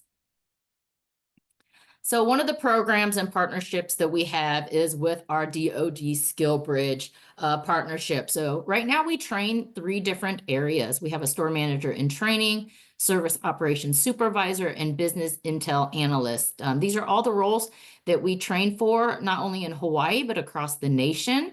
So, you know, for transitioning service members, they can choose to be a part of our Skill Bridge program for 12 weeks. Of course, we love for our military members to stay here on island and fill one of these roles. Otherwise, I will help them to transition to a permanent role on the mainland. On the next slide is something fairly new for us, is partnering with Hiring Our Heroes for our military spouses. So we also conduct fellowships almost in any area a spouse may be interested in. Let's say they are a nurse and they want to do a fellowship in one of our minute clinics, so I can assist them with that. We also started skills-based fellowships with our CVS Caremark business unit, and these are our, I think there's somebody cut off in the photo, but we had our first 3 graduates from our skills-based fellowship. So for these spouses, they don't necessarily have to have any type of education. So we are basically teaching them the job, and they are getting funded through Hiring Our Heroes. And 2 of these 3 individuals then were hired on at the conclusion of their fellowship. On the next slide are some other pathways. Of course, our youth is one of our biggest pathways that I work with. This is one of our classes that we partnered with the AJC in Honolulu for our pharmacy technician pre-apprenticeship program. So these youth got to go through a pre-apprenticeship program. They all earned a national certification in customer service and sales, and then continued onto apprenticeship if that was their choice from there. Next slide. So more youth pathways, of course, are our pharmacy technician externships. We support all of our community colleges with externships. So you will see a lot of the youth at all of our CVS pharmacies, you know, learning the job while they're completing their education through their high school or through one of our 2-year schools. We also have numerous pharmacy technician programs, not only pre-apprenticeship, but programs. We've partnered with Lahaina Luna High School for the past 3 years. So this is the first year the students from Lahaina Luna will actually receive college credit for their classes. We've also been able to partner with the school to provide health scholarships. So for these students who are interested in a health career pathway, of course, we would love for them to stay within the state and continue to pursue healthcare programs and healthcare degrees and stay here within the state. Next slide. So more youth programs. So we have a lot of other youth programs for youth who are interested in business or retail management. We also are partnered with some of our schools in that area, as well as community-based organizations. We are partnered with a beauty school. We have beauty consultant externships as well for those interested in that area of our business. We do all types of career briefings and tours. A lot of people don't know that we have so many different areas of our business. It just really opens the youth's eyes up to potential opportunities, you know, as they're in high school or graduating high school. Next slide. So this is a program that we are currently in, and we are near graduation with our Work Hawaii Career Pathway program. So this is a program that I would love to expand to all of our counties. So last summer, we piloted this program with Work Hawaii here on Honolulu County. So it was a 4-phase program. The first phase of the program, this program was geared toward high school seniors or those who have recently graduated. So at the near the end of the year, when all the counties have their high school senior career fairs, this is when our teams were able to go out and really talk a little bit about this program last year, where we tried to recruit individuals to come to an initial introduction about different career pathways with CVS Health. And then they were able to choose career pathway training. So they were able to choose the retail management route or the pharmacy technician route. From there, the students are currently now in their paid work experience. So now they are actually within our CVS pharmacies, whether it's in the front store or within the pharmacy itself, really learning about that part of the business and making sure that that is something they want to do, more long term. So we have graduated a couple of these individuals from last summer, and they are actually now applying for jobs. And so with this program, we've had great success with this program. And again, like I said, we hope to expand this program in our other counties. Next slide. Abilities program. So we also partner throughout our community with different community-based organizations and schools for their transition programs. We conduct a lot of front store externships. So whether it's observation within our front store or students just getting hands-on experience, we support that. We also have our distribution center that's located in Kapolei, where students also go there and do externships as well. Next slide. And I will say all of these programs are really built around our community-based partners, where we really develop whatever the needs are and the goals of that community-based organization, and we try to meet those goals together. So again, I talked about some of the externships. We also have administrative externships. We've done some virtually online. We have career briefings, and we also attend different summer camps that our partners have. So again, really quickly, I'll talk about our Registered Pharmacy Technician Apprenticeship Program. It is on the ETPL and approved in 4 of our counties.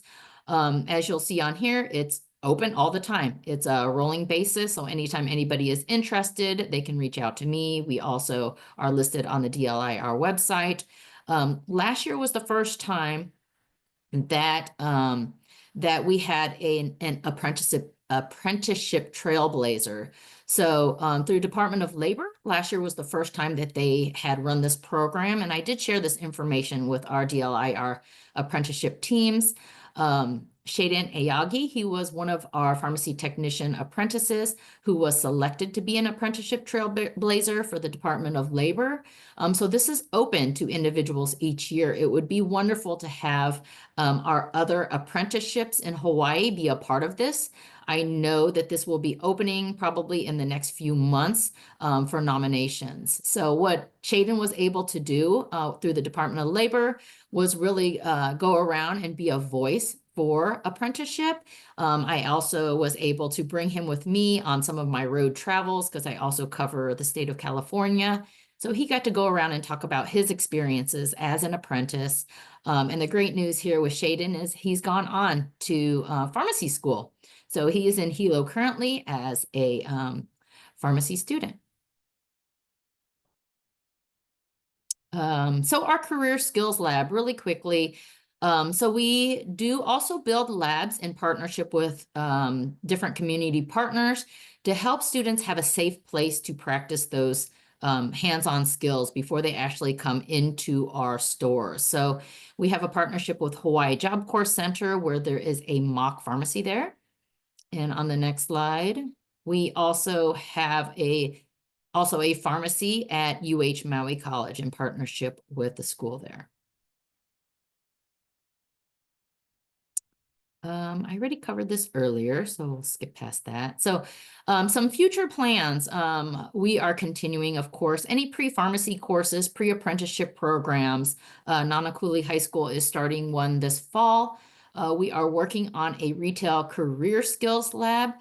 They're at the Dole Cannery with our partners, Winners at Work. So they recently opened a PAYS lab. And if you don't know what a PAYS lab is, I would say go visit them there at the Dole Cannery. The PACE Lab is actually a practical assessment exploration system. It's a research-based assessment system that identifies aptitude for community-based employment. And so individuals can go there and they can explore about 300 different jobs in 5 different career areas. They will actually clock in, clock out, try different jobs, and they'll be assessed and learn about their different strengths and aptitude for different job roles. We are going to be building a mock retail store at that location for those individuals after they go through the PACE lab, again, to have a safe space to focus on any customer service skills there at that location. Again, we are also this summer supporting the Career Pathway Program again. We are also building out a retail career skills lab on the west side. And in late 2025, I hope to have a retail management apprenticeship as well move forward and working with our partners here for pathways to pharmacy school and supporting individuals through scholarship and other means for pharmacy school. So next slide, I will say, you know, so important to collaborate with those across our state, you know, not only with the tools that we have, but sharing of information and ensuring that our missions are very well aligned. I am not opposed to partnering with anybody across the state. I think I have called and met with quite a few people to determine, hey, you know, is this something that we can partner on to really help the workforce of our state? So anything from pre-employment to employment programs that I can be a part of. So for each of you, you kind of have your why. This is my why. We immigrated to the United States at the end of the Vietnam War. In the middle there, that's a photo of me. I was a part of Hope Head Start. So a lot of organizations that I work with today helped my family get on our feet and help to sponsor us. So that's kind of the reason I do the work today, as well as being a 28-year Army veteran. So, and just a quick overview of some of the things that initiatives that are happening across the state. So thank you for giving me a few minutes, Manette.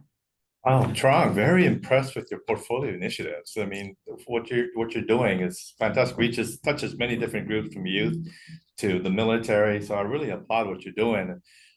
I feel like what we're doing in our organization is so deficient by comparison. Are you seeing a lot of return on investments and metrics and what these programs do to benefit your organization? Yeah, most definitely. You know, obviously some of our programs are educational more than getting people into the workforce, but everybody is, I feel like, is at a different stage in their career or in life. So yeah, so, you know, it's a win for us if individuals come work for us or come work for another organization. And so, you know, I think that's the real importance of our work, is to really, you know, give people a hand up and help them to move forward.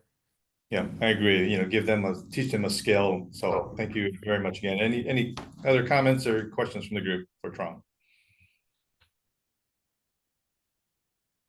Great job, Trong. I'm biased because I'm her co-chair for the Military Veterans Affairs Committee, but I just want to foot stomp this to some of the businesses that might be online. What Ken Louie said is absolutely true. Hawaii is at a deficient stance when it comes to workforce development that they're doing on their own.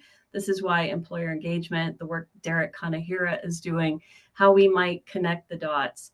I know that Trong and I are both standing by to talk about DoD Skill Bridge programs and other creative ways that you can get workforce to you. And then, of course, Banette and the state. Thanks so much, Trong. Great job. Thank you for those comments, Cheryl. Okay, moving on. We might be running long, just heads up on this, so we'll try and move it along as quickly as we can. The next item on the agenda is the Executive Director's Report. So I'll turn it over to Banette. Thank you so much, Chair. But before I go to my report, I just wanted to echo everybody's sentiments about welcoming our 2 new staff members, Kelly and Evan. And already in the last 2 weeks, they've been a breath of fresh air and has been really trying to make the burden lighter. And I want to thank everyone for your patience. You know, it was in April that Jackie had left. And so all throughout that time, you guys have been very supportive and patient. So again, I just want to say mahalo for that. So I'm going to be very quick with this report. A lot of this information, hopefully, are things that I covered at your committee meetings, but nevertheless, let me go ahead and share my slides. Okay, so I was going to talk about, hang on a second, talk about the transportation sector partnership that we had convened, and just quickly to say that that has been transferred to the Chamber of Commerce for further technical assistance. We are in the middle of the unified plan implementation, and I like this slide. I showed it to the executive committee, and I actually got some feedback from some of you to say you like this slide as well. The way to get started is to quit talking and begin doing. That's by Walt Disney. So these are some of the meeting dates for the pillars. If you recall, back in December, we had developed 4 pillars, and starting in February 27 and every Thursday thereafter from 10 o'clock to 11:30, there will be catalyst meetings. So we are in the midst of trying to create permitted interaction groups, or PIGs, that will correspond with the 4 pillars. Just by way of background, we did seek the opinion of OIP, and OIP opined there are 2 options. First option is you could create the pillars without any PIG, but that would mean only 2 board members can be involved at any single time. And it has, so as a result, there's also a second option, and they said that WC could create 4 separate permitted interaction groups so that more than 2 members can attend the meeting. There are some particular stipulations for this, and I'm going to go over them. So first of all, when we set up a PIG, the advantage is we don't, it's not subject to sunshine law, so we don't need to give notice. It's not an open meeting, and we don't need to keep minutes. I think we still have to internally keep minutes to be able to put us on the right path. The PIG may include members who are not council members. So as you know, we have been very collaborative in this approach, and so members of the community are actually part of the pillar teams, and in fact, some of them are heading the pillar teams. So we also had an opinion from OIP that it's okay for these PIGs to be headed by non-council members. But here's a caveat: members of the board who are not part of the PIG as it's set up today, as we're setting it up, may not attend PIG meetings or be included in PIG communications. And again, before the reports, the PIG reports to the board, the members cannot talk to other board members about the status of that investigation or report. So in setting up the PIG, there are 3 meetings, okay, just again, as a primer. So the first meeting is when we set it up, which is today. The second meeting, which can be far into, the horizon, is when the PIG reports to the board. And then the third meeting is when the board can discuss, deliberate, or make decisions regarding what has been reported. So we cannot do it on the second meeting. It's at the third meeting. So again, something to consider. So for today, here are our deliverables. So we need to set up the 4 permitted interaction groups and define the scope of the PIG. On your packet, Chair, there is a list of all the board members who have signed up for the PIGs.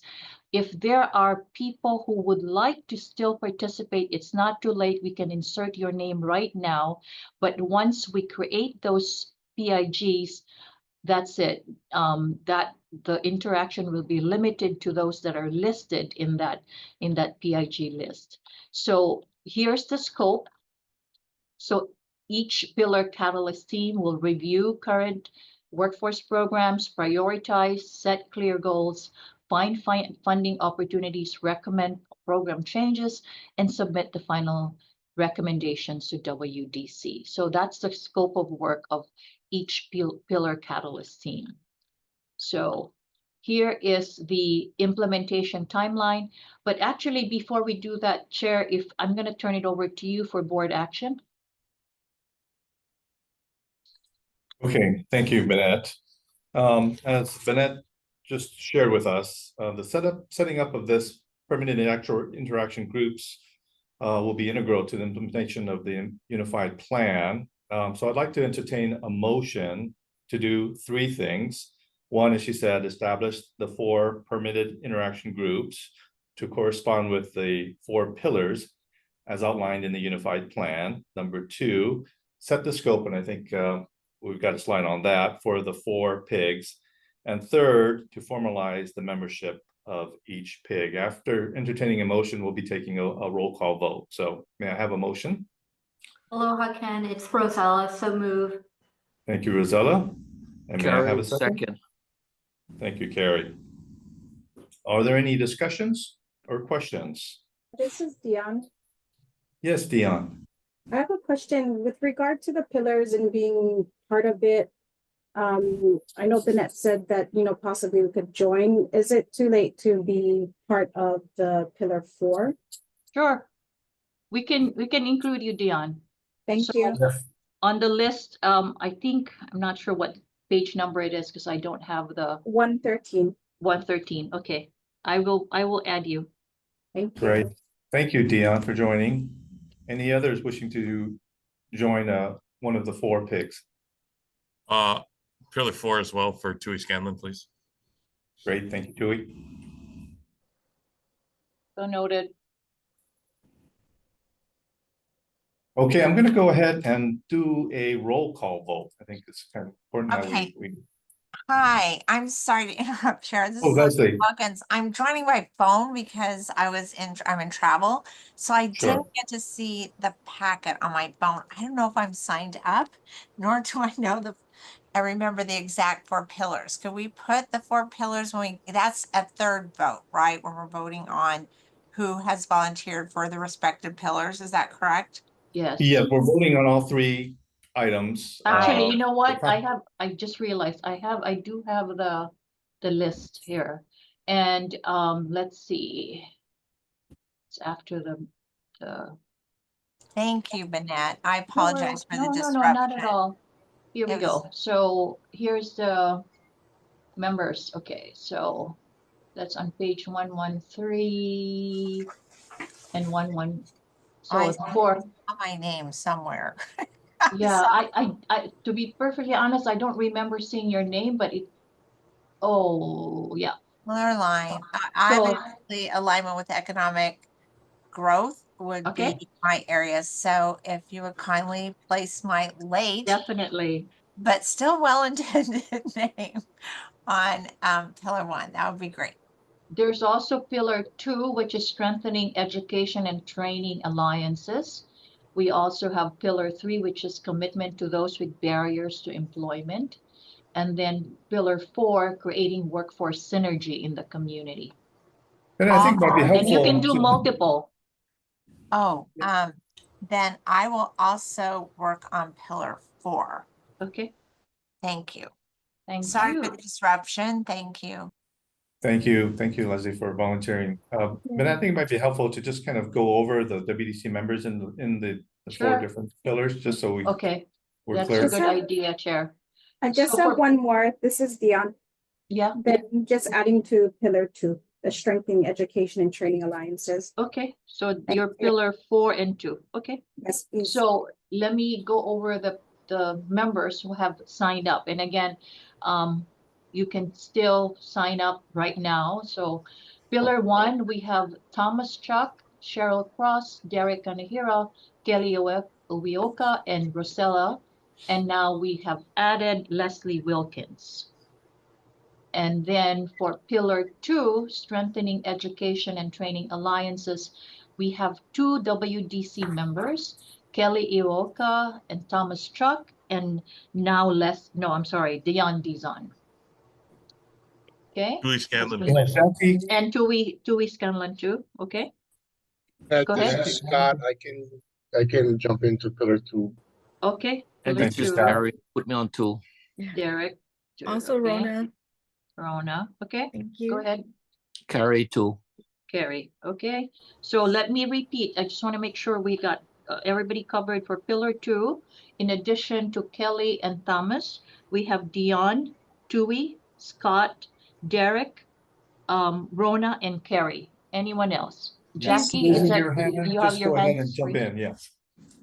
Go ahead. Sorry, Bennett, I wanted to be in 1 and Okay, so I'll 2. add you to 1. Okay. You know, we signed up for this at that meeting, you know, like, and so Yeah, you know what? We pulled that out, and so for some reason, I don't know, maybe there's something wrong with the, the sign up sheet. I don't know, but we did pull that up. So Okay. that's why we're doing it right now to make Okay. sure that, okay, so Jackie is Pillar 1. Anyone else Please for add Pillar Trang. 1? Please add Trang to Pillar 2. Sorry. Okay, Pillar 2 is Trang.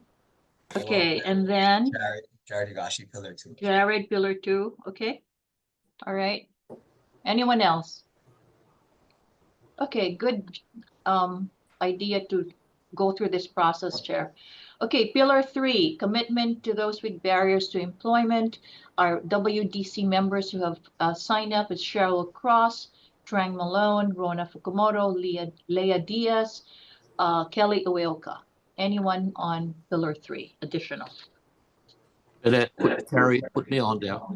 Okay. So noted. Anyone else? Leslie, you have something else? I think I was on 4. Oh, okay. So moving on to Pillar 4, we have Thomas Chuck, Kelly Uwioka, Derek Kanahira. We have Tui Scanlon, Dion Dizon, and Leslie. And Leslie. Thank you. This is Jackie Kaina. Can I be added to this one too? Okay, sure. Thank you. Okay. Anyone else for Pillar 4? Okay, going once. All right, go ahead, Chair. Okay, since we've had, the composition has changed, I'm gonna like to go through the process of entertaining a motion to approve the 4 pigs, the set of scope, and now the new membership. So I'd like to entertain a motion to approve. This Oh, is you the have so moved. Okay. Yeah, With so the we changed the amended list. composition. You change it. composition. Okay. Yes. So Dion then. Okay, Yep. second. Thank you, Carrie. Okay, so let's go ahead and do a roll call vote. Bennett, if you want to keep track, as I will, we'll start with Hang on, Chair. Wait, I need to. Okay, go ahead. okay, representing the governor's office, Dan Kochi. Aye. That's approved, yes. All in favor say aye. So we're going to say either say yes or no if you approve or not. Yes. Thank you. Let's see. Moving on to President Andy Kawano representing Yes. Hugh, Lonnie Brunn. Michelle. Yes. Michelle, sorry. Thank you. David Rodriguez.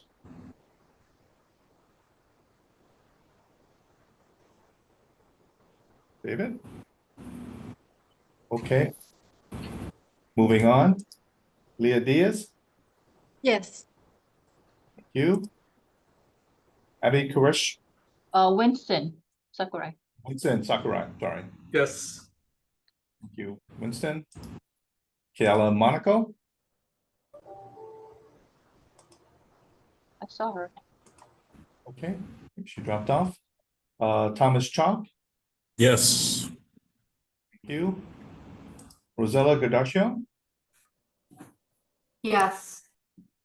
Rosella, Jackie Kaina. Yes. Thank you, Jackie.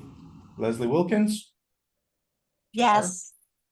Okay, now from our labor sector, we have Scott Collins. Yes. You, Dion Dizon, Yes. Carla Kurakawa, Yes. Tui Scanlon, Yes. Lorna Wu, Yes. and from our private sector, Carrie Miyashiro, Yes. Eileen Caldwell, Yes. Cheryl Cross, Yes. Keith DeMello, Is Keith still there? okay, moving on to Rona Fukumoto. Yes. Thank you, Rona. Jared Higashi, Yes. Kelly Hori, Yes. Derek Kanahira, Yes. Sean Knox. Yes. Thank you, Sean. Robert, Trong Malone. Yes. Okay, I've got 23 of the 2. 25 that, or there are a couple more that maybe have joined. But I've got 25 voting yes. Anyone voting no or wishing to abstain?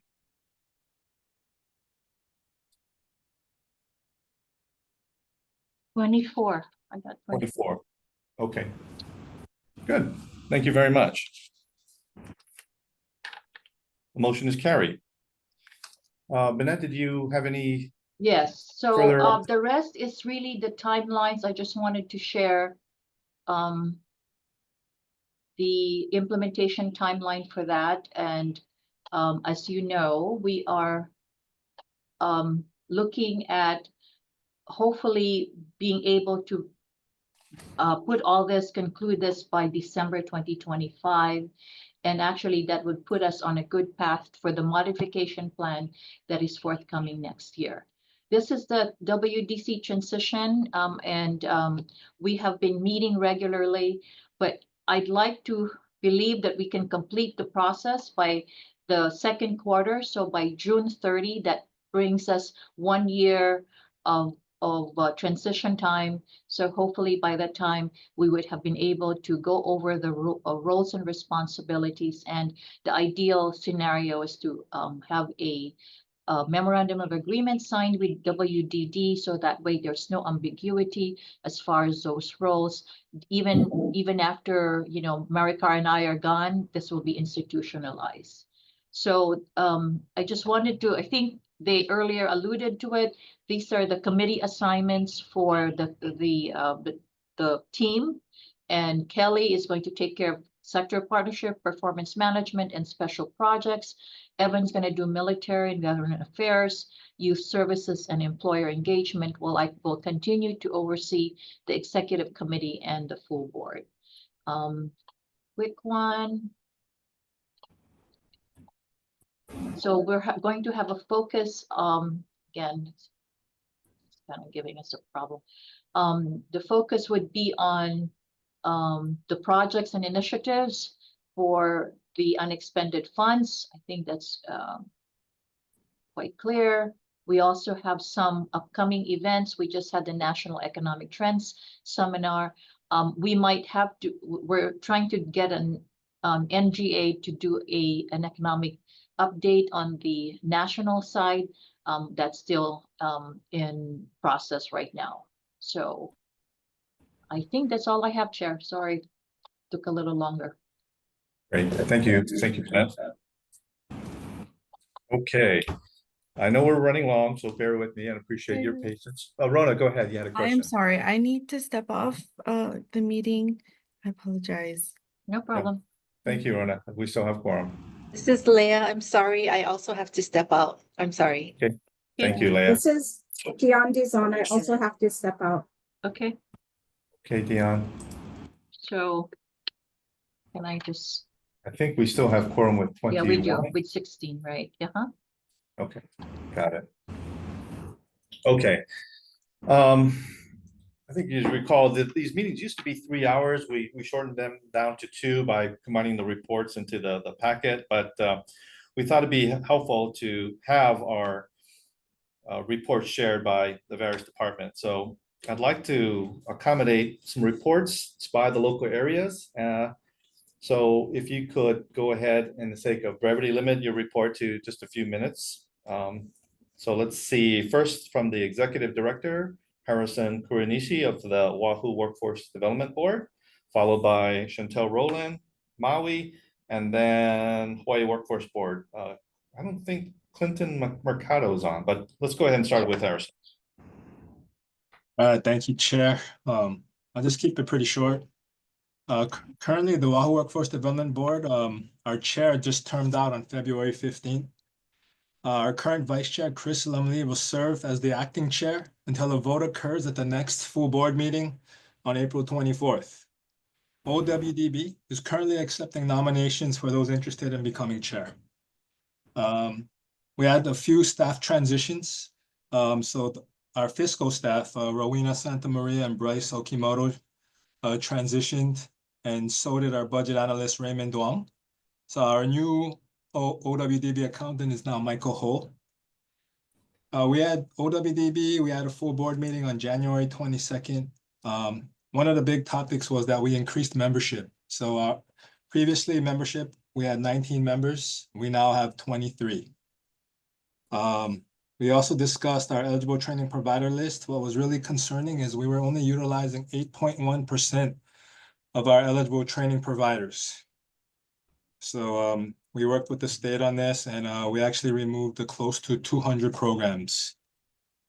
We do have a new OWDB board member who took her oath of office on January 21st. That is Nicole Kakal, who is the Executive Director of True Initiative.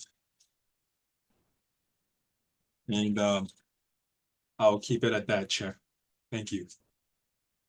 Thank you for that report, Harrison. Sorry, Chair, it's Dan Kochi. I also have to What's jump that? off. So, Thank you. apologies. Thank you, everybody. Okay, we have the Maui Development Board up next for the, is that Chantel Rowland? Is she with us? She is. This is Leslie. Hi, Chantel. All yours. Can you connect? We can't hear you. Yeah, it's weird. I don't see the mute on her mic, but I see her.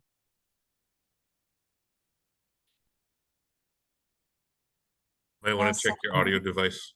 The little chevron next to the audio, next to the microphone, and check which microphone you're currently using. If you're using your AirPods or something else, it might be connected to something else now. Okay, a couple of options. Either Okay, so Leslie will Leslie? give a much lesser detailed and informative report. We stand on our written report, so I encourage you all to read it. We had a very great meeting for our first quarter of 2025 with our membership. We have 2 labor unions that had long-standing members that retired, and so we welcome their new replacements for AFL-CIO and IBEW. So we're very happy to continue to have their voices on our Maui County Workforce Board. We said aloha to Luana Mahi, who was the director of the Office of Economic Development for the County of Maui, who left the county. So currently our designee representing Mayor Bisson on the Maui County Workforce Board will be Cynthia Lalo, who serves as Chief of Staff for the County of Maui. We are very excited to have done procurement to retain a marketing community-based firm, Carrie Capoy and Associates, to help us continue to put together messaging, community-based messaging for our American Job Center. And we have upcoming job fairs. So I think that Chantel, is that a good summary? All right, I got the thumbs up. Thank you, Chair. Thank you, Leslie, for filling in there last minute like that. For the Hawaii Workforce Development Board, would that be Kevin Aki or Clinton Mercado presenting? Oh, Rosella. It's Rosella. me, Ken. Oh, Hi, sorry, everyone. Rosella. Oh, no apologies needed. Thank you. So we last convened December 17th, 2024 to discuss and plan our workforce development strategies. During this board meeting, members received updates on the funding for the 2023 program year and the approved performance measures for the WIO Title I programs for 2024 and 2025.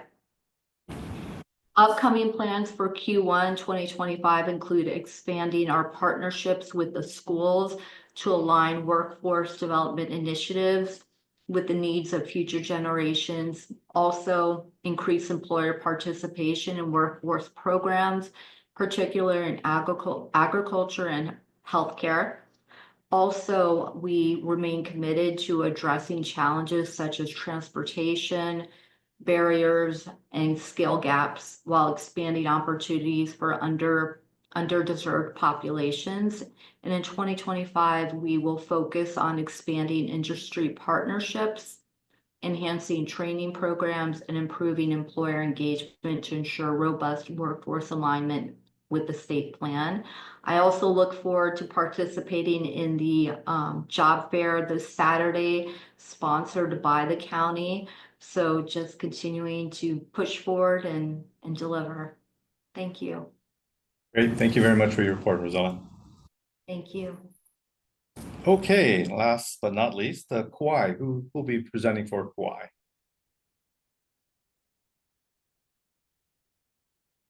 Let's see, Adele. So. let's- Adele Manero? Yeah, I don't see her, Chair. Okay. Okay, we'll go ahead and move on then. The next up is the report from WDD. And for this, we'll hear from Maricar Peloton Freitas, Administrator of the Workforce Development Division.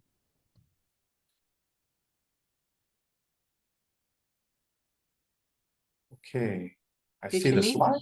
I don't hear Maricar yet. Okay, that's okay. You have, the materials are in your packet. Okay, very good. Next Oh, up is Chair, the- can I just note Yes, that David Rodriguez is here? So that actually makes our membership at 21. Thank you for that update. Next item on the agenda is written report from DVR. It's in the packet. Are there any questions? Unfortunately, Leah had to excuse herself. Next up, written reports from the WDC committees. These are found on pages 168 to 179. Sector Strategies and Career Pathways Committee, followed by Special Projects, and then Employer Engagement. And then finally, Military Affairs. Okay, thank you, Chair. I'll make it short. I want to thank my chair, my vice chair, Lorna Wu from the International Union of Painters. Looking forward to working with Kelly because when she gets up to speed, we can start doing meetings again every month.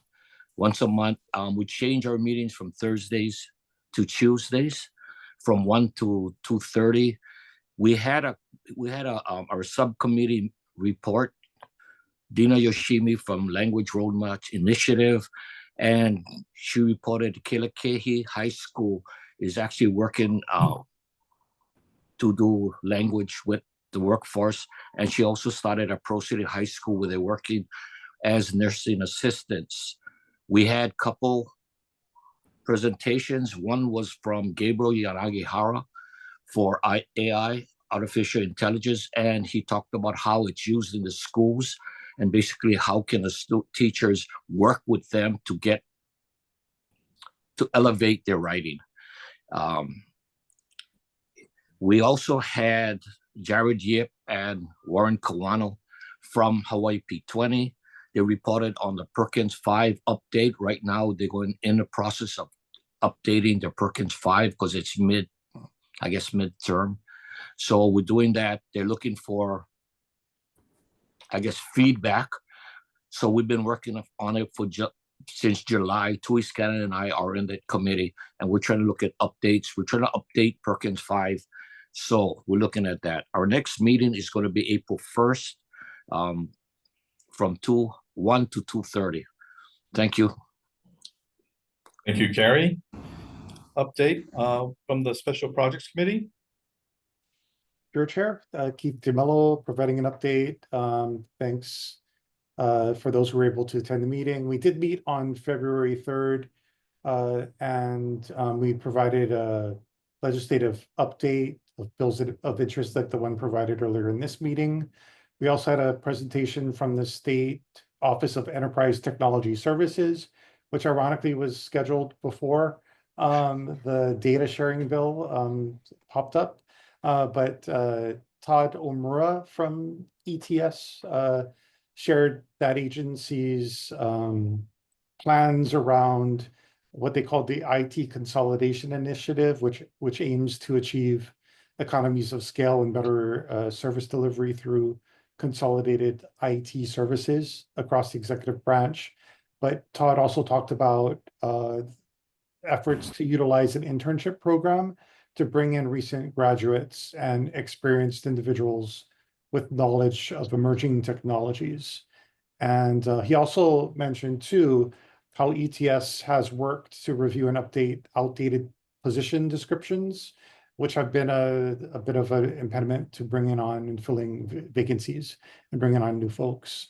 And they also touched on the importance of career paths, flexibility in moving between departments within the executive branch, and providing training and development opportunities for IT.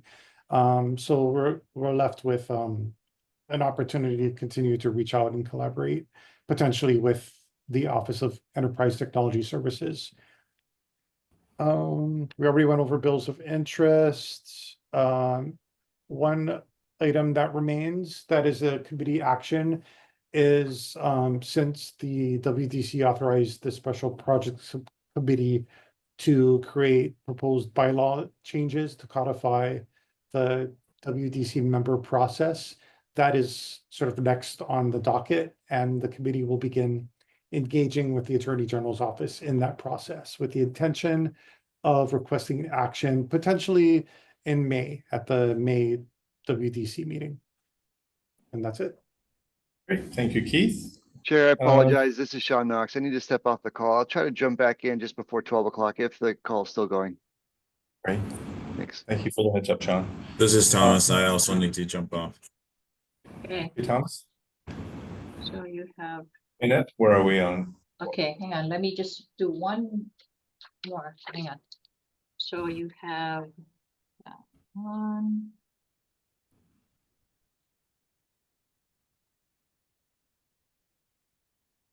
Two, three, four, five. Shelley, are you still here?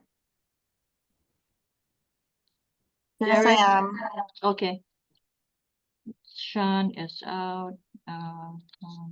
And then, okay.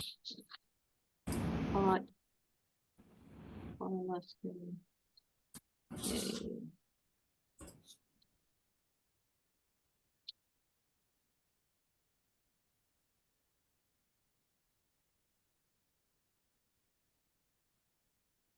Okay, that's all. You have 1, 2, 3, 4, 5, 6, 7, 8, 9, 10, 11, 12, 13, 14, 15, 16, 17, 18, 19, 20. Okay, we're getting close. Okay, we're almost done though, folks. I know. I think we stacked our, because we were early the last two meetings, if you recall. So we decided we're gonna have a fuller agenda, and I think it backfired. Okay, 2 more committees to go. If we could be brief on employer engagement.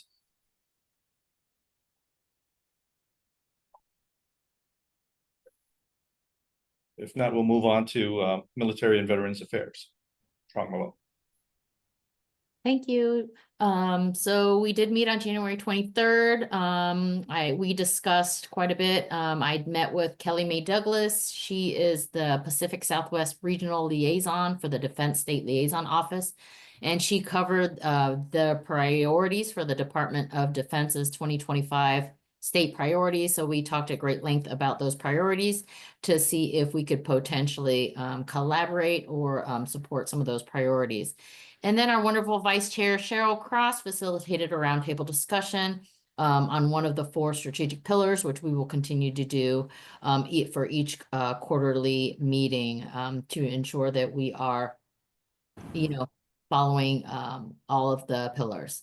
Our spouse subcommittee also met in January and doing a lot of great things there with career fairs.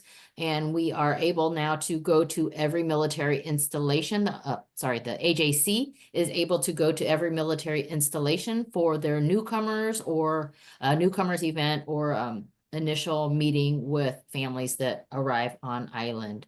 So our next meeting is April 17th. Thank you. Thank you, Ron. Leslie, did you have a question? Yes, a quick question, Trung. First of all, thanks for the great work you're doing at CBS.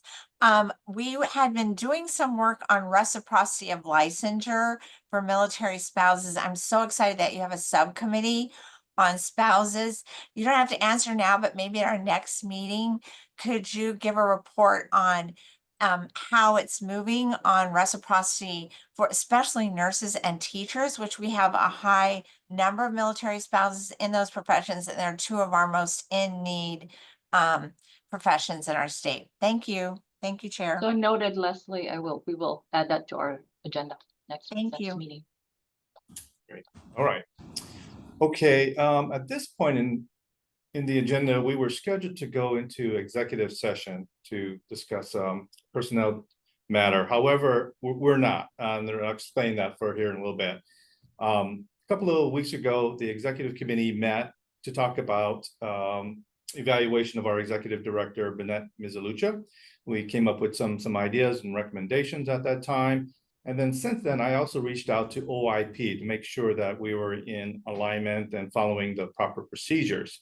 And it was their recommendation that we not go into executive session because we were going to talk about the process and what forms and that sort of thing. And that wasn't really of a confidential matter, HR matter. So they recommended that we instead share it in public session. So that's what we're going to do. So we're not going to go into executive session, but we will be voting. And so the recommendation was, and at that in our executive committee meetings, was to go ahead and let me back up a little bit. And the reason why OIP made this recommendation, apparently HR evaluations are sensitive matter right now with the state and some of the agencies dealing with some personnel matters. So they're going to be very careful with their recommendation, and I'll pass on that once I get the formal response from OIP. What we're going to be voting on here is 2 things. One is the evaluation form, the criteria, and secondly is who will be doing the evaluation of the executive director. The recommendation was to have, and in the past, the evaluation was delegated to the, I think, Performance Management Committee who would do the evaluation, but it was decided that maybe a larger group, that being the committees and the chairs and the vice chairs of the committee, to do the evaluation, because they're more involved with Bennett, dealing with her, working with her. Or another option is open it up to the entire board to do the evaluation. So I'd like to entertain some comments and discussion on that before we take a vote. Does anyone have a preference? Go ahead, Leslie. I'm sorry. I think we have the largest board, as last I checked, in the state. If we're at full capacity, I believe it's 41. We're not there, but everybody has such disparate levels of engagement with the executive director. I think it's unfair to her or anyone who holds that position to have commentary from the full board on her performance. I think it should be held. I thought this was in the bylaws, but you know, it could have been changed, or my memory. I'm on a lot of boards, including my own. That usually the executive committee is charged, who have lots of contact, frequent contact, which represents the chairs of the committees, have the authority for designing and reviewing the executive director, and then making their recommendations to the full board on what that evaluation process was and the outcomes and the rate rankings, however the system you choose to use. I think that is common. That is very much the norm. And for a board of our size, I think it's imperative. My 2 cents. Thank you. Thank you, Leslie. You've certainly been involved with the board for a long time now. Leanne, you had a question, our Deputy Attorney General. Oops, you're still on mute. Okay. Yeah, Go ahead. Now, okay, yes, could you, do a vote to just change your agenda item? And I think, because it was marked as executive session, and now you're going to be discussing it in open session, it should be okay, but, you might want to vote to in your discussion, to vote to change your agenda item to discuss these things. I'm not sure what are you going to be voting on? Who will be conducting the evaluation for the executive director? I'm sorry, I couldn't hear you. We're going to be voting on who of the WDC members will be doing the evaluation of the executive director. So I think, could you change your agenda item to a discussion of and a decision about who will be doing the evaluation? Okay, I'd like to take a, Mr. unless Chair. there's, yes, Tui. I'd like to move that we change the agenda item for the executive session to open discussion on the evaluation of the executive director and the responsible parties. Thank you, Tui. And second? Okay, all in favor, say aye. Aye. Aye. Anyone wishing to say vote no or abstain, please? Okay, let the record show it was unanimous. The motion is moved. Thank you, Leanne. Okay, furthering on the discussion. I'm in agreement with Leslie. Go ahead, Tui. I would like to, if that was not a formal motion, I would like to make that motion that it should be the executive committee that does the evaluation for the executive director. And if that was a formal motion, then I would like to second it. And if it wasn't, I'll second Tui's motion. Leslie. Thank you for that. All in favor, say aye or raise your hand. Aye. Aye. Aye. Anyone wishing to vote no or abstain? Hearing none, let the record reflect the vote was unanimous. Great. Well, thank you very much. We'll go ahead and proceed as we had agreed. Jared, this is Jared. I need to step off as well. All right. Thank you, Jared. Chair, this is Okay. Scott Collins. Sorry, I need to step out as well. Okay, thank you, Scott. I think we've reached the end of our meeting at any point. So anyway, I am going to entertain any public testimony or announcements. Anyone wishing to do so, please. Yeah, quick announcement. There will be an International Working Women's Day rally at the Capitol on March 8th, which is a Saturday. All are welcome. Please come through. It'll be a day to celebrate the working women of the world. And I think this is the perfect group to spread that message. Great. Thank you for that announcement, Tui. There are no further announcements. Our next. I have one quick one. Sorry. Thank you. Just to let everyone, the Hawaii STEM Conference is scheduled at the Hawaii Convention Center, March 24th and 25th. We are still recruiting STEM professionals in our state that would like to mentor in a 5x5 speed networking. Love to have you, Tui. Thank you for the announcement on and just a reminder that March 25th is Equal Pay Day. It's a symbolic date when women's wages catch up with men's for the end of the prior year. Thank you. All right, thank you for that announcement. Cheryl, did you have a question? Yeah, I just Welcome. wanted to say a public thank you to our Executive Director, Bennett Misalucha, for joining me at Bayer Crop Science last week. We were both featured speakers for the Global Women's Breakfast, featuring her origin story as an immigrant, state senator, and now executive director. I just want to thank her for her time and all she does to dedicate to our workforce. It was an excellent speech. Thank you, Cheryl, and thank you, Bennett. One last one. Hawaii County is holding a creative industry summit on Thursday, March 27th at the Ark of Hilo. Anyone who is interested in that, I can send details if you'd like, or you can just look it up. Great. Leanne, our Deputy AG. No, I think you're still on mute. There you go.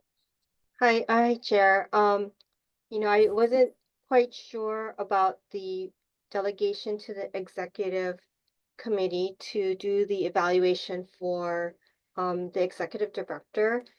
In an abundance of caution, do you want to say that you're also, if it was required, that you are forming a PIG with the executive session to do that evaluation?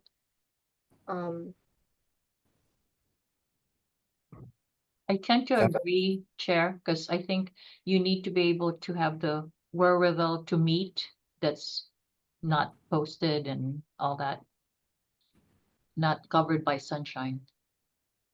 When you do the evaluation, but again, it's your Well, the evaluation itself, my understanding, the scores will be covered under executive session within the executive committee. Is that correct, Leanne?